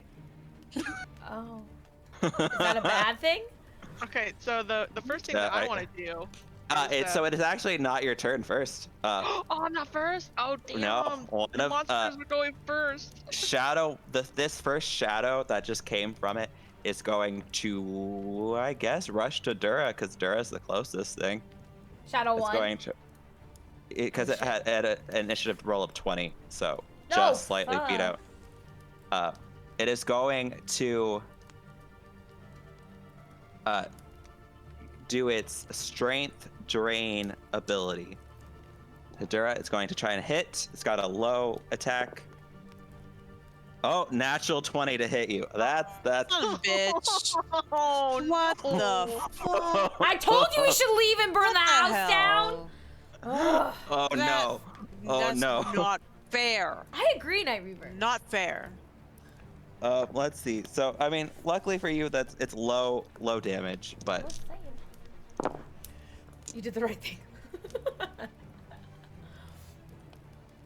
you take 16 points of necrotic damage. Fuck. And your strength score right now is temporarily reduced by 4. So whatever your strength was a 16. Now your strength is temporarily a 12. Is there like a necrotic healing potion any of us have, or is that not even? You're the one that took all the health potions. I know. Do I have one? There is no such a thing as a necrotic healing potion. She does. Paladin has her abilities to heal themselves and do things that would restore their strength if necessary. Okay. Poor Dura getting the wolves and the shadow monster. Fuck. Yep. But that is the shadows do look weak, by the way. Like if you were going to have a really bad fight, it was probably the wolves. This is probably not your fight you're gonna be worried about. But Puella, it is now your turn. As the shadow gets in your face and just like Dementor, like Chef Kiss fashion, begins to siphon out Dura's soul a little bit. I love you. Yo, I saw Dura when we were back in the forest. Is like, this is a good person. I can get many bard stories out of this. This story can't end here. So Puella, what you doing? You see the, I'm wait, how many hit points does Sir Dura have? She's durable.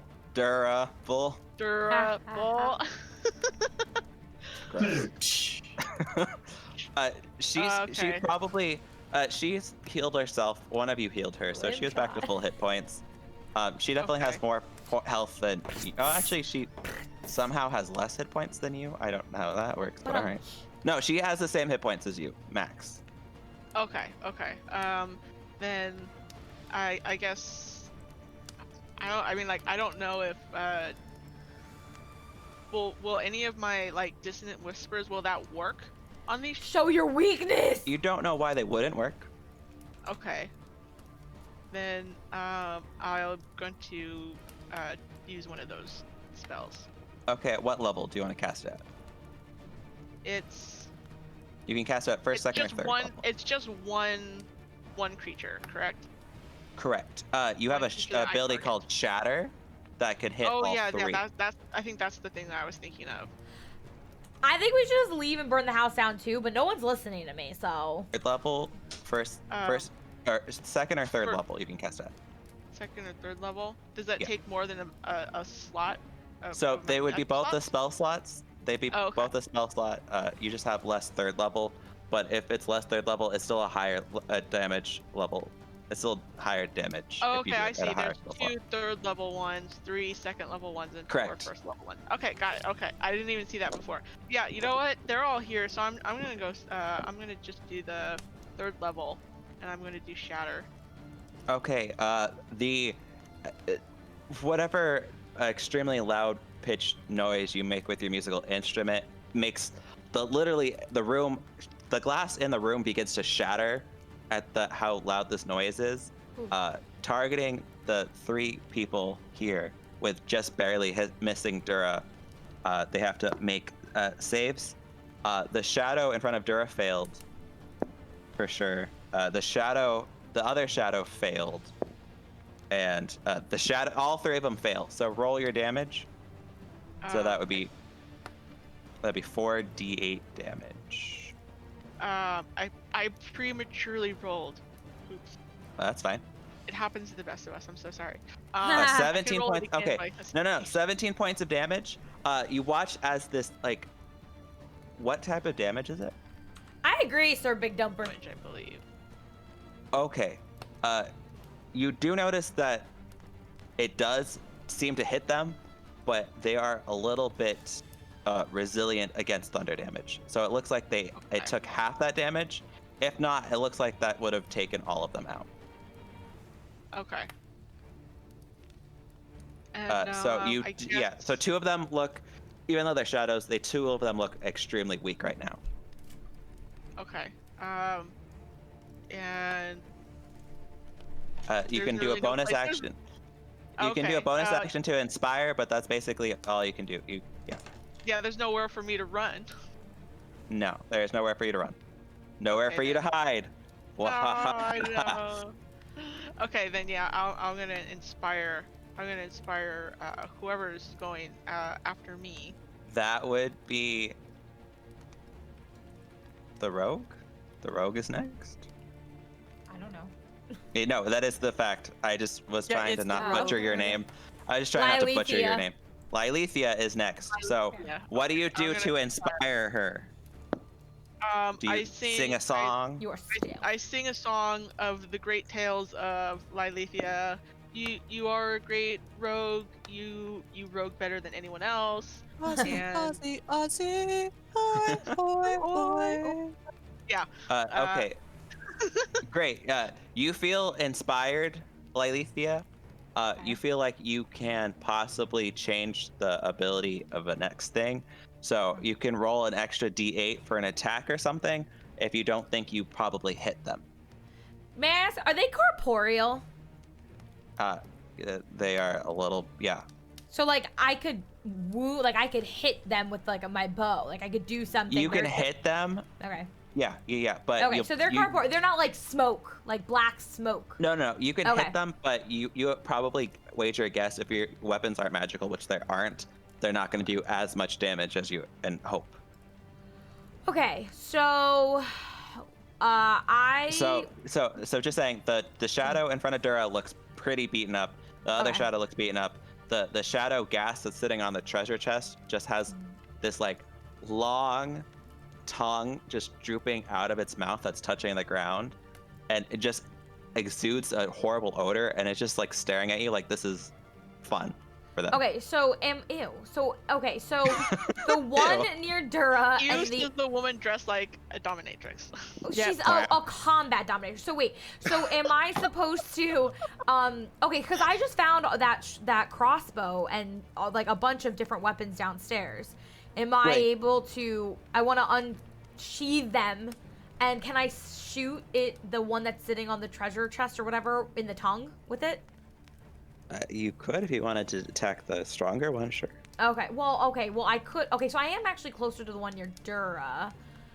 Okay, no, I want to take out the one that's chewing on your friend's face. Yeah, I want to go after the one that's chewing on my friend's face first, especially if they're already weakened. So. Okay, what are you using? I want to use. Hold on, let me check what I have. Okay, so. Hold on a second. Thingy's small. So I have.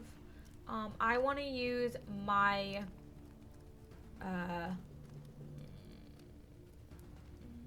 This is a big room. I want to. Well, how? What's the range? Oh, the range is 8. That's too big. Okay, I want to use my dagger. Okay. You know the dagger has less damage, but you can certainly use it for sure. Which one? But the short bow is for an 80 range. Your It's too rapier. much. Your Oh, rapier is. My And you have the rapier. rapier. Okay, okay. So let me use my rapier then. Yeah. Okay. So roll to hit. Okay. It's rolling. It's very slow. Oh, almost. Okay, so close. 22. Yeah, 22 to hit definitely hits. Don't need to use that. Roll for damage. You got to roll your regular damage plus your sneak attack since your friend is engaged. So I roll 20. No, what do I roll? Which dice do I roll now? You roll your 1d8 plus. 1d8. So you have that 1d8 plus 5 and then 3d6. Okay, so I'm rolling my d8 right now. Yep. Okay. It's a 6. And what's the other one I roll? Okay. The 3d6. So you can where you roll to attack, you just roll right next to it. We'll roll your damage. Where I roll to attack, roll my damage. Like, what do you mean? Where the weapon your says character rapier. sheet. Yeah, on your character sheet where it says like your dagger and then a plus to hit. Oh, I see. the- So I just the- do. You can click right next to it. That'll do your Got damage. it. Okay. 8. 3d6. You got 8. That was just enough with half damage. You jab right through the shadow, which is once again a really odd concept that you're just like jabbing through a shadow, but it bursts. It just like hits that kind of like smoke and just kind of like fades away. And you think you got it. Like you start to like swing. You know, like you swing through something to make sure that's not like there's no wires or something. Like, oh, I think it's gone, and there is no shadow there anymore. You have taken out one of the shadows, and killed the first thing in the campaign. Yay! That's the first thing that's killed. Dead. That's the first thing that's been killed. All right. Voided. That's basically all you can do, really. Okay. Yeah. So, Dura, it is your turn.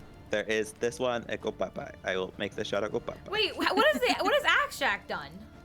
Axe Jack hasn't Nothing. even It's gone not his yet. turn yet. I thought Dura already Yeah, won. they rolled an 8. Yeah, Axe Jack is at the Both times, both encounters.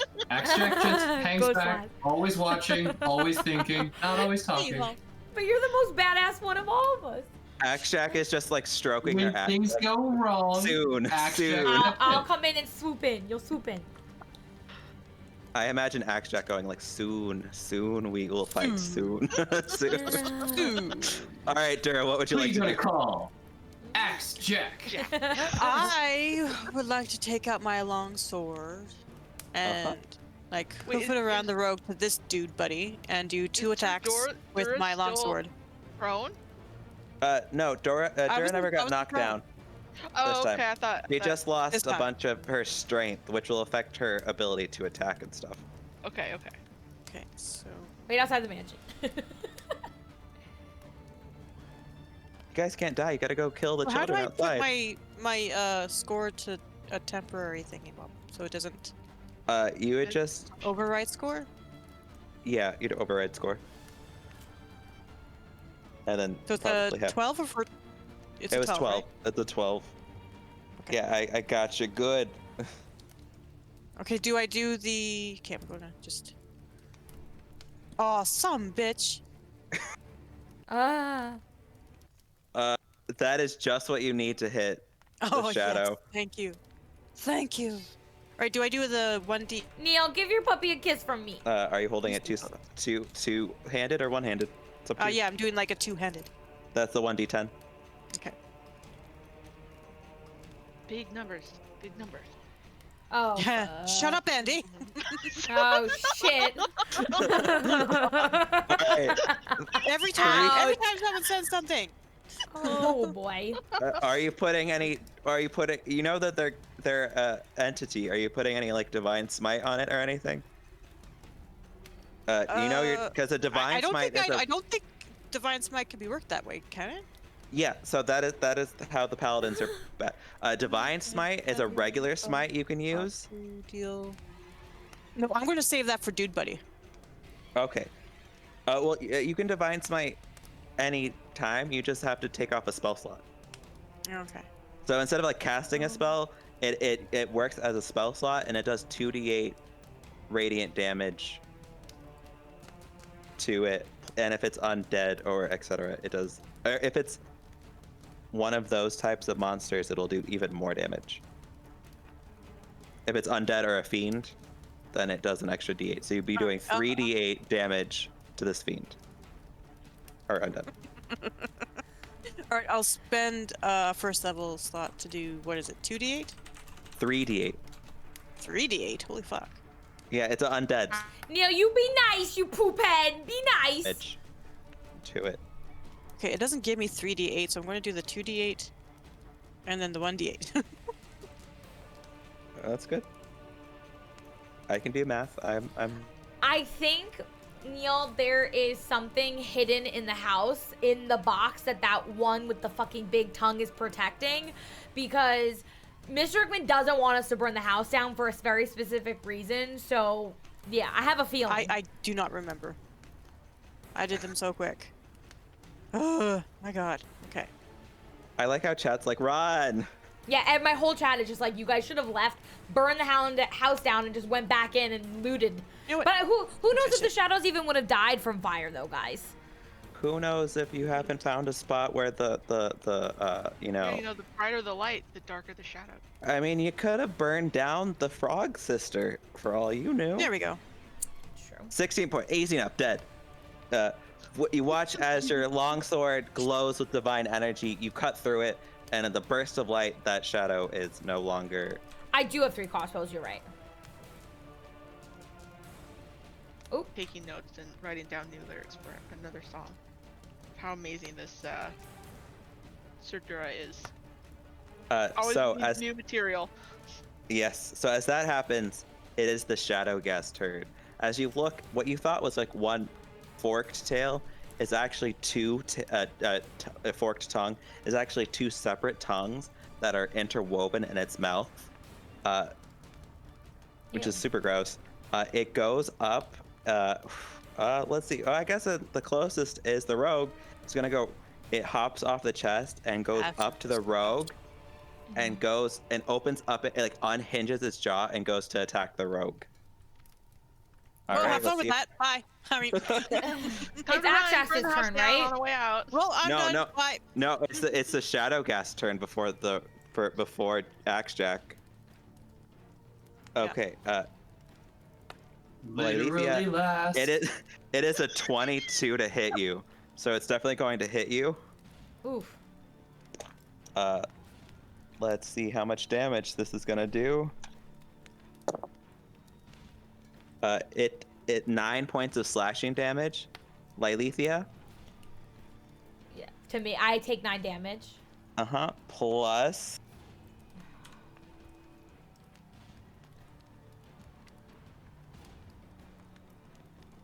Oh. Now it's going to make a claw Wait, so attack sorry, as well. I accidentally muted. I took 9 damage and then what?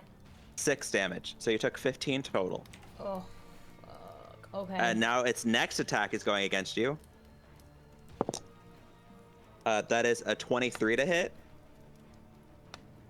With 14 points of slashing damage to you now. I just took another 14 damage? Yeah. Oh my god, wait, what the fuck is even happening? I now need, Lylithia, I need you to make a Constitution saving throw. Okay. So I roll Constitution? The Constitution saving throw right up under the Constitution? Yeah.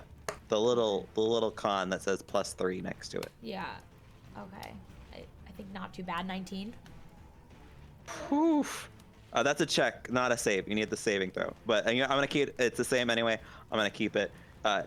You watch as the claws pierce into your skin, and you feel like your body is about to like fade, and you feel like you're about to get paralyzed, but you're able to push through it, and you are no longer you are not paralyzed from this attack. Oh, you lucky. Oh, that's good. You lucky. What the fuck? Axe Jack, come over here! I want Axe Jack to come over here and help me. Yeah, you are not paralyzed. It is Axe Jack's turn. Finally! Help me! About to be paralyzed over here! No, you almost got paralyzed. You rolled high enough. I was hoping for you to roll low, but all right. I don't want to be fucking paralyzed this early on in the story. Dude, what the fuck? Dude, you're not paralyzed, so Yeah, you're not. You're not paralyzed. Okay. You're lucky. You're not paralyzed. yeah, you got lucky. You're good. Yay. All right, So Jack, now what that you it's doing? been almost a full 6 seconds of shenanigans, Yeah, a lot went down. real actually, fast. it's like, well, yeah, 6 seconds and they're about dead. All right, here I come. No, Mr. Rickman, I Yeah. have a question. Okay, go Are ahead. you one of those DMs that says you can take your move action and sacrifice it for a second bonus action? Yeah, I wouldn't see why not. I wanted to leave. Yeah, they better have. I wanted to leave and burn it When down. we were investigating the house, we had weapons drawn, or like, do I need to take an action to do that first? Oh no, weapons are drawn. I don't care for. No, if you were going into a room and you're like, this is the last room, you would have drawn your weapons. Something's got to be in this room, right? Yes, at this point. There's nothing in 14 other ones, so why not? And so, yeah, just noticing that, like, okay, that looks bad, that looks bad. This is a challenge. Can I take this on myself? And just, like, spirit of, like, competition and, starts, like, just big, gnarly looking axe. Like, probably could take a tree down in one swing. Hold on, I wrote down its name. Cool. Oh, the axe has a name. Again, Yeah, Tucker. everything has a name. heck yeah, this Everything has has a name. for him. You've probably heard it before. But just Axel Rose. come Fjordverker. And then they just like start raging, start charging, and just beeline straight for this thing that attacked Lilithia. one more time. Lilithia. Lilithia. Thank you.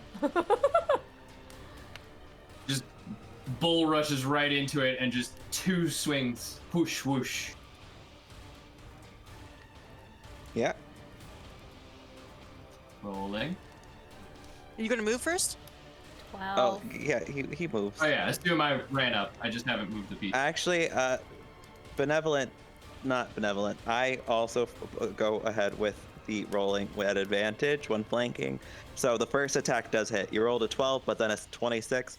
Neil, you were so freaking sweet. Flanking with the poor rogue. So 26 definitely hits for your first attack. Raging, which gives me advantage too. No, you get a +2 when you're raging. If you're reckless, you roll recklessly, you could have had advantage. Perhaps I'm thinking of my other barbarian. I thought, yeah, you gain advantage on strength checks and saving throws when you rage. So, But not an attack. is that. So I'm at. Oh, it does say parentheses, not attacks. Yeah. My goodness, look at that tiny print there coming to bite me. They're trying to trick you. I don't read. I don't read. Who reads? I just love got. I'm a Nobody barbarian. I remember. swing axe. Why do you want me to read? I swing. Hey Andy, Axe. remember when Throw Rob had axe explained to hurt. Rowan what rage and reckless attack and all that kind of stuff was? Rage. Oh yeah, I do. But Yep. I mean, Rage, you are reckless, raging. and fury or whatever. Oh no, Yeah, that's yeah. not that high. Okay. Oh whoa, 27. Whoa. I get That 2 was a 27 to attacks, hit. So That was not gonna 26 hit. and a 27. Yes. Neil. Then 20. Okay. So Purple's still So first attack 26 for 17 points of damage because I don't think Yep. it counted in my rage there. no, it And doesn't. then the second one was a 27 for 14 damage. You take 2 mighty clefs into it. It looks pretty beat up now. Like it's looking pretty bad. Like, ooh. Yeah. still smell. Puella, But it's not enjoying this now. Puella, it is your turn. Okay. Get him, girl. I'll get him. I'll get him. From a distance. Yeah, well, yeah. From a distance. All right. Does anybody need How do I see other people's hit points? Do I know? Like, You whether wouldn't they're know. hurt? You I'm just like gonna die. you just notice if they're bleeding a little bit. Okay, I'm so at nobody 26. looks like they're terribly injured. No, I'm injured. The rogue looks like half Bad health. shape. I'm at Only half half fucking health. Yeah, 26. she's bloodied, so she's probably She's bloody. she looks Oh, like okay. yeah. Then I will run up to Lilithia and use my healing touch. Is it called cure wounds? Cure wounds. All right, so you Yeah. roll Thank for you. that would be for your turn, and then you can roll for a bonus action if you'd like. If you want to give another inspiration to someone that's not her, you can as well if you'd like. But that's basically all you can do. I'm gonna cast Cure Wounds at a level. Sexy spaghetti. It's a good one. Okay.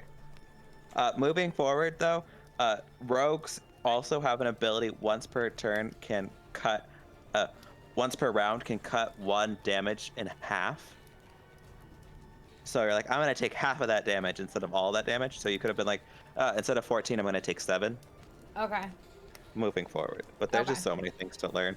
But if I was really intended on trying to kill you guys, I would have thrown more information like that at you. But I'm not trying to kill you. So she heals you. Yeah. Do you give anyone else a bonus action, bonus inspiration? Do I need to roll for how many? Yeah, you need to roll the cure wound die. Okay.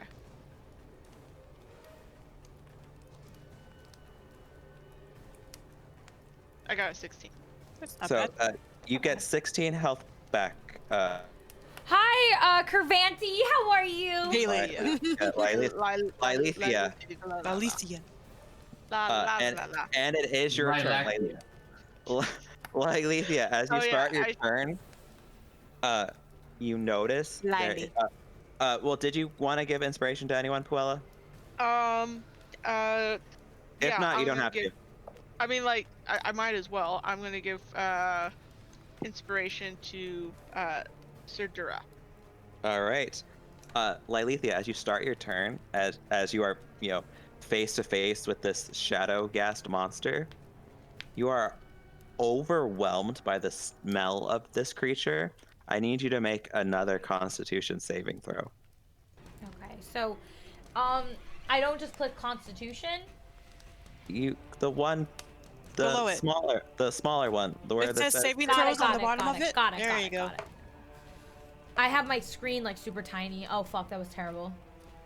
But didn't I give her inspiration? Yeah, you can roll your D8 to see if it saves. Okay. You're gonna need a 6 through 8 on your D8 to save. I got a 5. Well, I tried. The stench is so overwhelming. You are now poisoned. Why? What the hell? I wanted to leave the house and just burn the house down. I'm taking all the damage. Paralyzed. Yeah. Poisoned. Just poisoned. You're temporarily poisoned. This is a very, very temporary poison. You're fine. You just begin to cough up, like it makes you like uncontrollably like cough and wheeze, like the smell of death on this creature. Ooh. But it is your turn. What would you like to do? It is in front of you. You can make 1 attack at advantage if you'd like. I am going to attack because this is bullshit. It needs to be dead now. I wanted to just burn the house down. Okay, so I'm gonna use my rapier again. Yeah. And I am gonna roll. Can I hide behind the rogue? I'm touching her, but I'm hiding behind her. My God, fuck. Oh no! What's happening? What? I rolled a 3. Yes, but you got to try one more time. You got to try one more time because you're rolling with advantage. All right, because I'm rolling again. I'm rolling again. I can't see what I got. A 16. Okay, that's good. That's good. Yeah, you just hit. Oh no, 16 plus. You definitely hit. You did not just hit. You hit. Damn, it's so slow. Roll damage. Hold on, it's like really slow. Hold on, it's going. Okay, so okay, I'm going. I'm rolling. And you do get sneak attack damage, but we'll see if it's necessary after this roll that you're doing. I only got a 3. Yes, so go ahead and roll your 3d6 sneak attack damage. I thought that's what I just rolled. No, that was your regular damage. My sneak attack. Sorry, got it.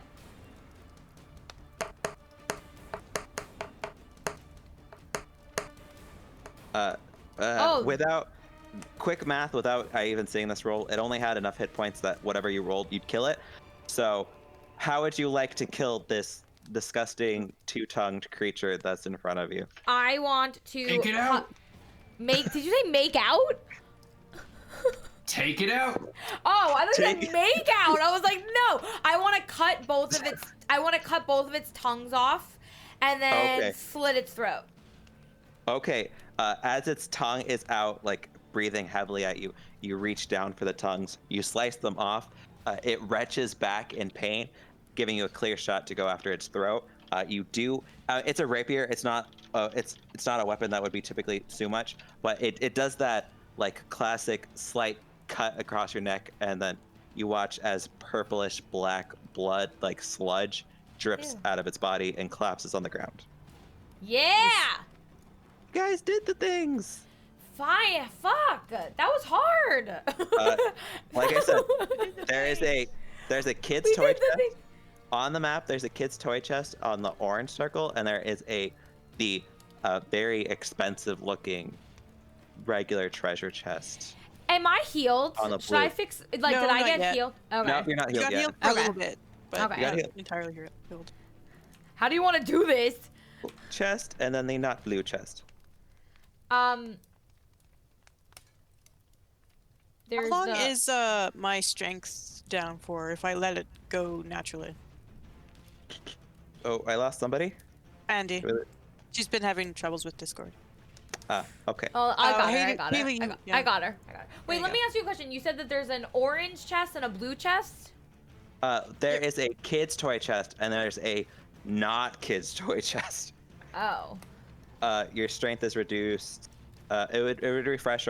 Well, Sir Vancy, we're in the middle of a campaign, so ask questions if you want. We just defeated these shadow fucking monsters or whatever, but I'm happy that you're here. I've got my axe ready. No, there is just a very ornate looking gold inlaid crushed red velvet chest, and then a toy toddler chest with a little windmill reminiscent well, at this point we're opening up both, right? Got that because I do not play. Well, I think we're done here. Now we leave, right? Yeah, now we just leave. That was it, right? Correct. Okay, you go through you said you're going through both. You go to the kids' chest. You look through. You notice that there are children's toys, but as you look at the treasure chest, it is completely caked in dust and stuff. Well, the treasure chest had magic aura coming from it. Yeah, the treasure chest had magic aura. You're looking at the toy chest, nothing. It's old dust. You open it up, there's like old dusty toys in there. It looks like it hasn't been touched for years. So something about this house is odd. It looks, you guys have all perceived that this house does look lived in for some spots. Other spots haven't been touched in years. No. And then Puella, you did catch that there is some magic entity coming from inside that treasure chest. Humming? Uh-oh. There's magic inside the chest. It's not magic chest, magic. There's no magic in the child's chest. Have we opened up treasure chest? Just Not yet. Hi, Emmy Kate. How are you? I didn't get to hear. in the child's chest is the spirit of youth. Yes. Bunker down. We are now being raided. Like, want to know what that is. No. Mr. Redman, I'm gonna need like a very brief intermission. I just got to raid. Just 1 second.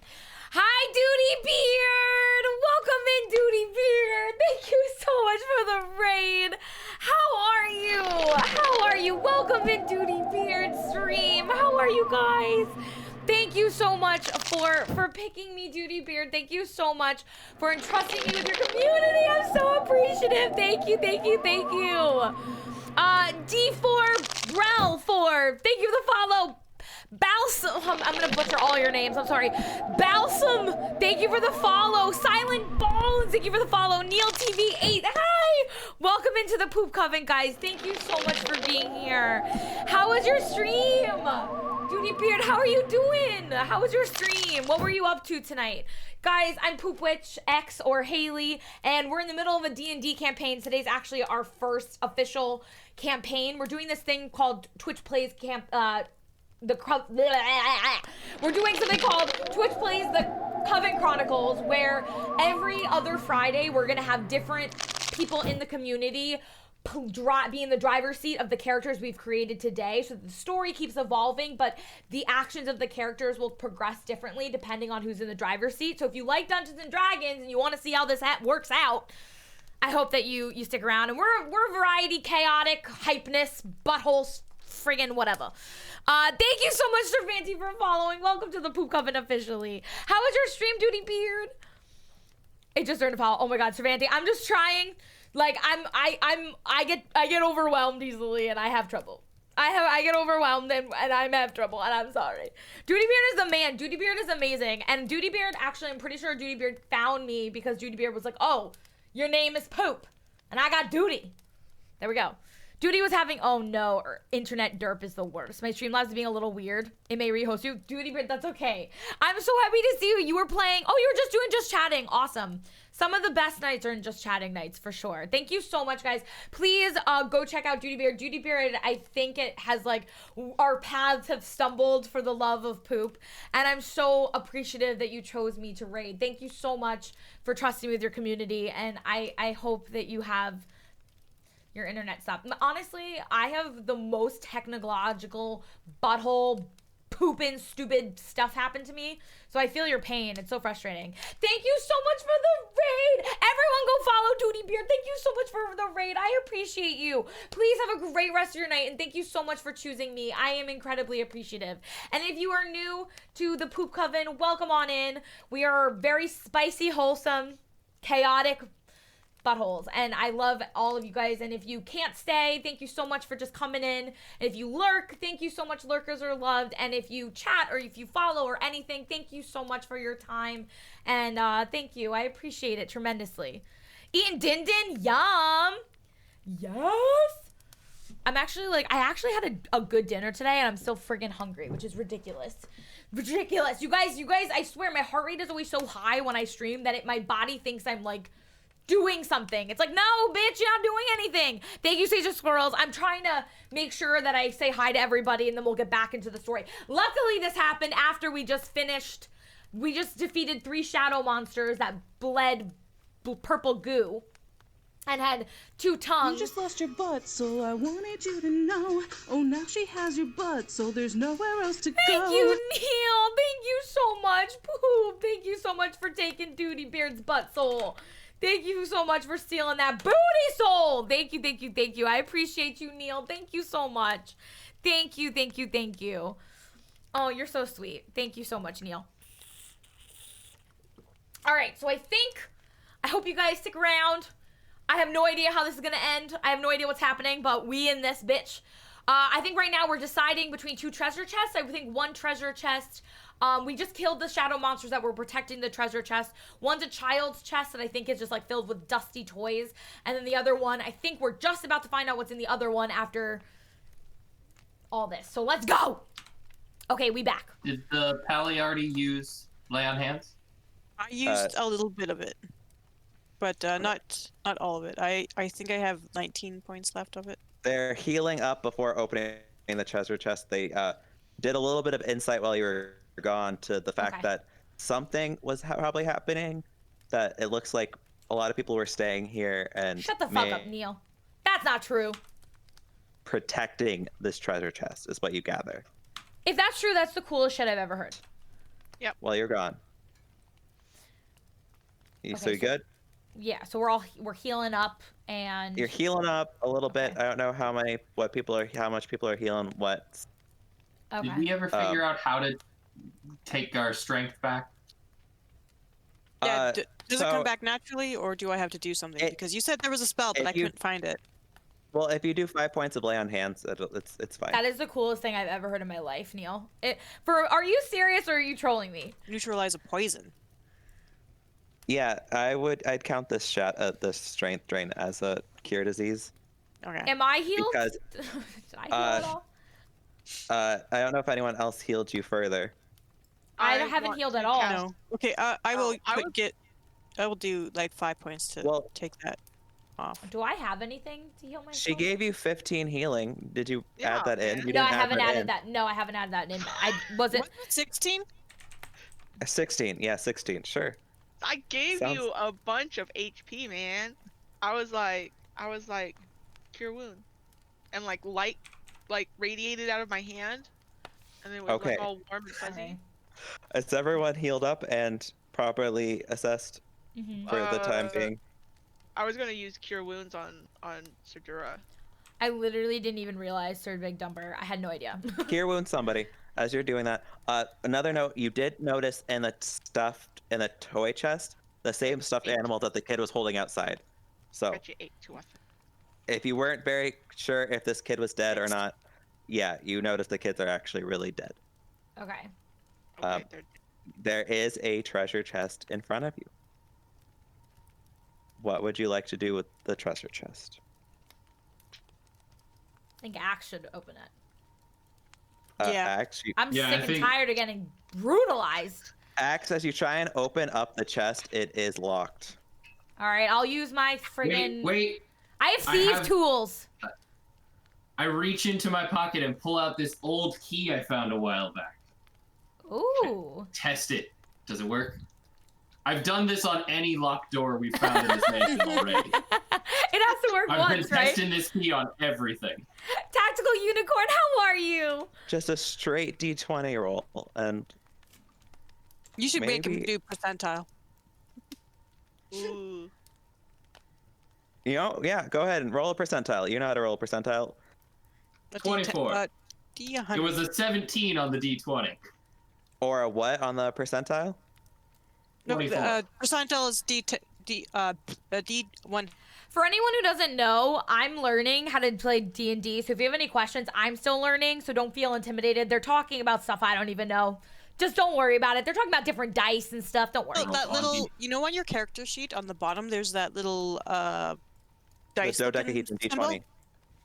Click on that, There it is, thank you. and then on the middle Right. it says a D100. I have really high thief tools, just letting you know. Like a plus 11. I rolled them physically, but let's see what actually happens. Okay. I'm My just- dice Very rolled exci- well. These dice. Why did you add you those said together? 40. You know, you said 44. I like how that Apparently I works. did. Whatever. You said 44. I 5 rolled a months of 4 on my poop. die. I and it was guess like, the if he shit gets a really hit 4 the in any fan. kind of P, yeah. seriously though, I love all you Lord. PHEADS and Haley. I can't imagine being anywhere else. You've made a cranky hermit happy and given him an amazing place to hang out. Smiley face, heart. Nowhere. I love you. Thank you so much for the 5 months. I'm so happy you found me. I love you. Thank you so much, Pooh. chest. You're still coming out of your rage. You open the lid, and there is on the ground a leather-bound book with a logo on it. It's too hard to read from the like in the bottom of the chest, but there's a leather-bound book with a logo on its cover. I mean, I of course pick it up. Would someone grab it? I was like, I'm gonna wait. I want you to be like, you My grabbed it, key and then finally worked. I gotta see what this is. okay, you go in, you grab your giant hands around this book. It is a dark leather-bound book. It has a witch's hat on the front. There is a wand behind it, crossed with a sword. And you look below in gold writing, the words Coven Chronicles etched on the book. There is a latch on the book. Dun, dun, dun. Open it. Open the that book. changed too. Do we all get closer to like look at the book Can- together? Can I do another history check and see if I recognize this logo? Sure, Axe Jack, but do you open the last as she's looking All at of it? that work. We're opening this book, No, guys. I don't recognize it. Yeah, Axe Jack I is don't know. gonna look. 5. Action, open the book. We're Not that I standing know. near you. We're all together. Let's open the book. Axe Jack like looks at this, and this is clearly magic stuff. I'm handing that to the bard. Yeah, I look at it and it's like, I just put my shoulders up and shrug and like, So do well, an inspection roll? I did a well, history check. I got a you did 5. I don't know. You are not ever interrupting North of Nowhere. I love you. Yeah. This is magic. I'm like, oh, that's cool. Wait. Yeah, we know it's magic. But, Nah. Oh, 20. Dara rolled a 20. Religion. Religion check. You are unaware of any entity that would go by the name Coven Chronicles. You are aware that it is some kind of group of like-minded individuals going towards a similar purpose, but the Coven Chronicles, this logo, nothing rings a bell to you. Yeah. Should I use my Gotcha. thief tools and open like The clasp, it's a clasp. You can Okay, open it. let's open it. Let's open it. We worked All so right, well, hard. We're since I opening was it. handed the book and Lilithia, It's fine. You can call me Lila. If that's easier. Lila wants it so bad. I'm like, here, take it, and I hand it out, and then my hands are off. But I'm still watching because I want to see what happens. Okay, I will open it. So as soon as you open it, bright colors flash in front of your face. You see, you kind of begin to blink, but as you blink, you feel forced into the book. As your bodies get absorbed into the book, you kind of try and keep your eyes around, but you see a purple vortex swirling around you. Oh, your shit. body gets really heavy, and it for a second it's hard to breathe, and all of a sudden the whole area around you goes black. Oh no. You feel a large thud onto the ground as you make contact with something, contact with the wood floor, but the floors weren't wood in this house before. You open your eyes and you're on the ground of what appears to be a tavern. Your eyes begin to orient around you to some unfamiliar tavern. You look around and you see like a couple of patrons sitting around. There's a orc in one corner. There's a tabaxi, cat folk sitting in another corner. They all kind of orient their eyes straight towards you as soon as you make this entrance. You see as an Eladrin elf female. Good night, North of Nowhere. Love you. Work apron walks up to you. She goes, "Hello, I'm Delpha. Welcome to the Jade Wyvern Tavern." And that's where we're going to end today's session. Oh, fuck. Really? Woo! Okay. Oh, boy. All right. So as a bard, Puella is very happy that it's like, oh, where's the tavern? Sucks in the book. Okay, cool. Home. Let's go. Oh, wow. Yes. We're all good. We're a tavern. We're good. You are absorbed into the book of the Coven Chronicles. What is the Coven Chronicles? Where is it going? What is this? Do they have meat here? Oh, of course. If I had tavern. my...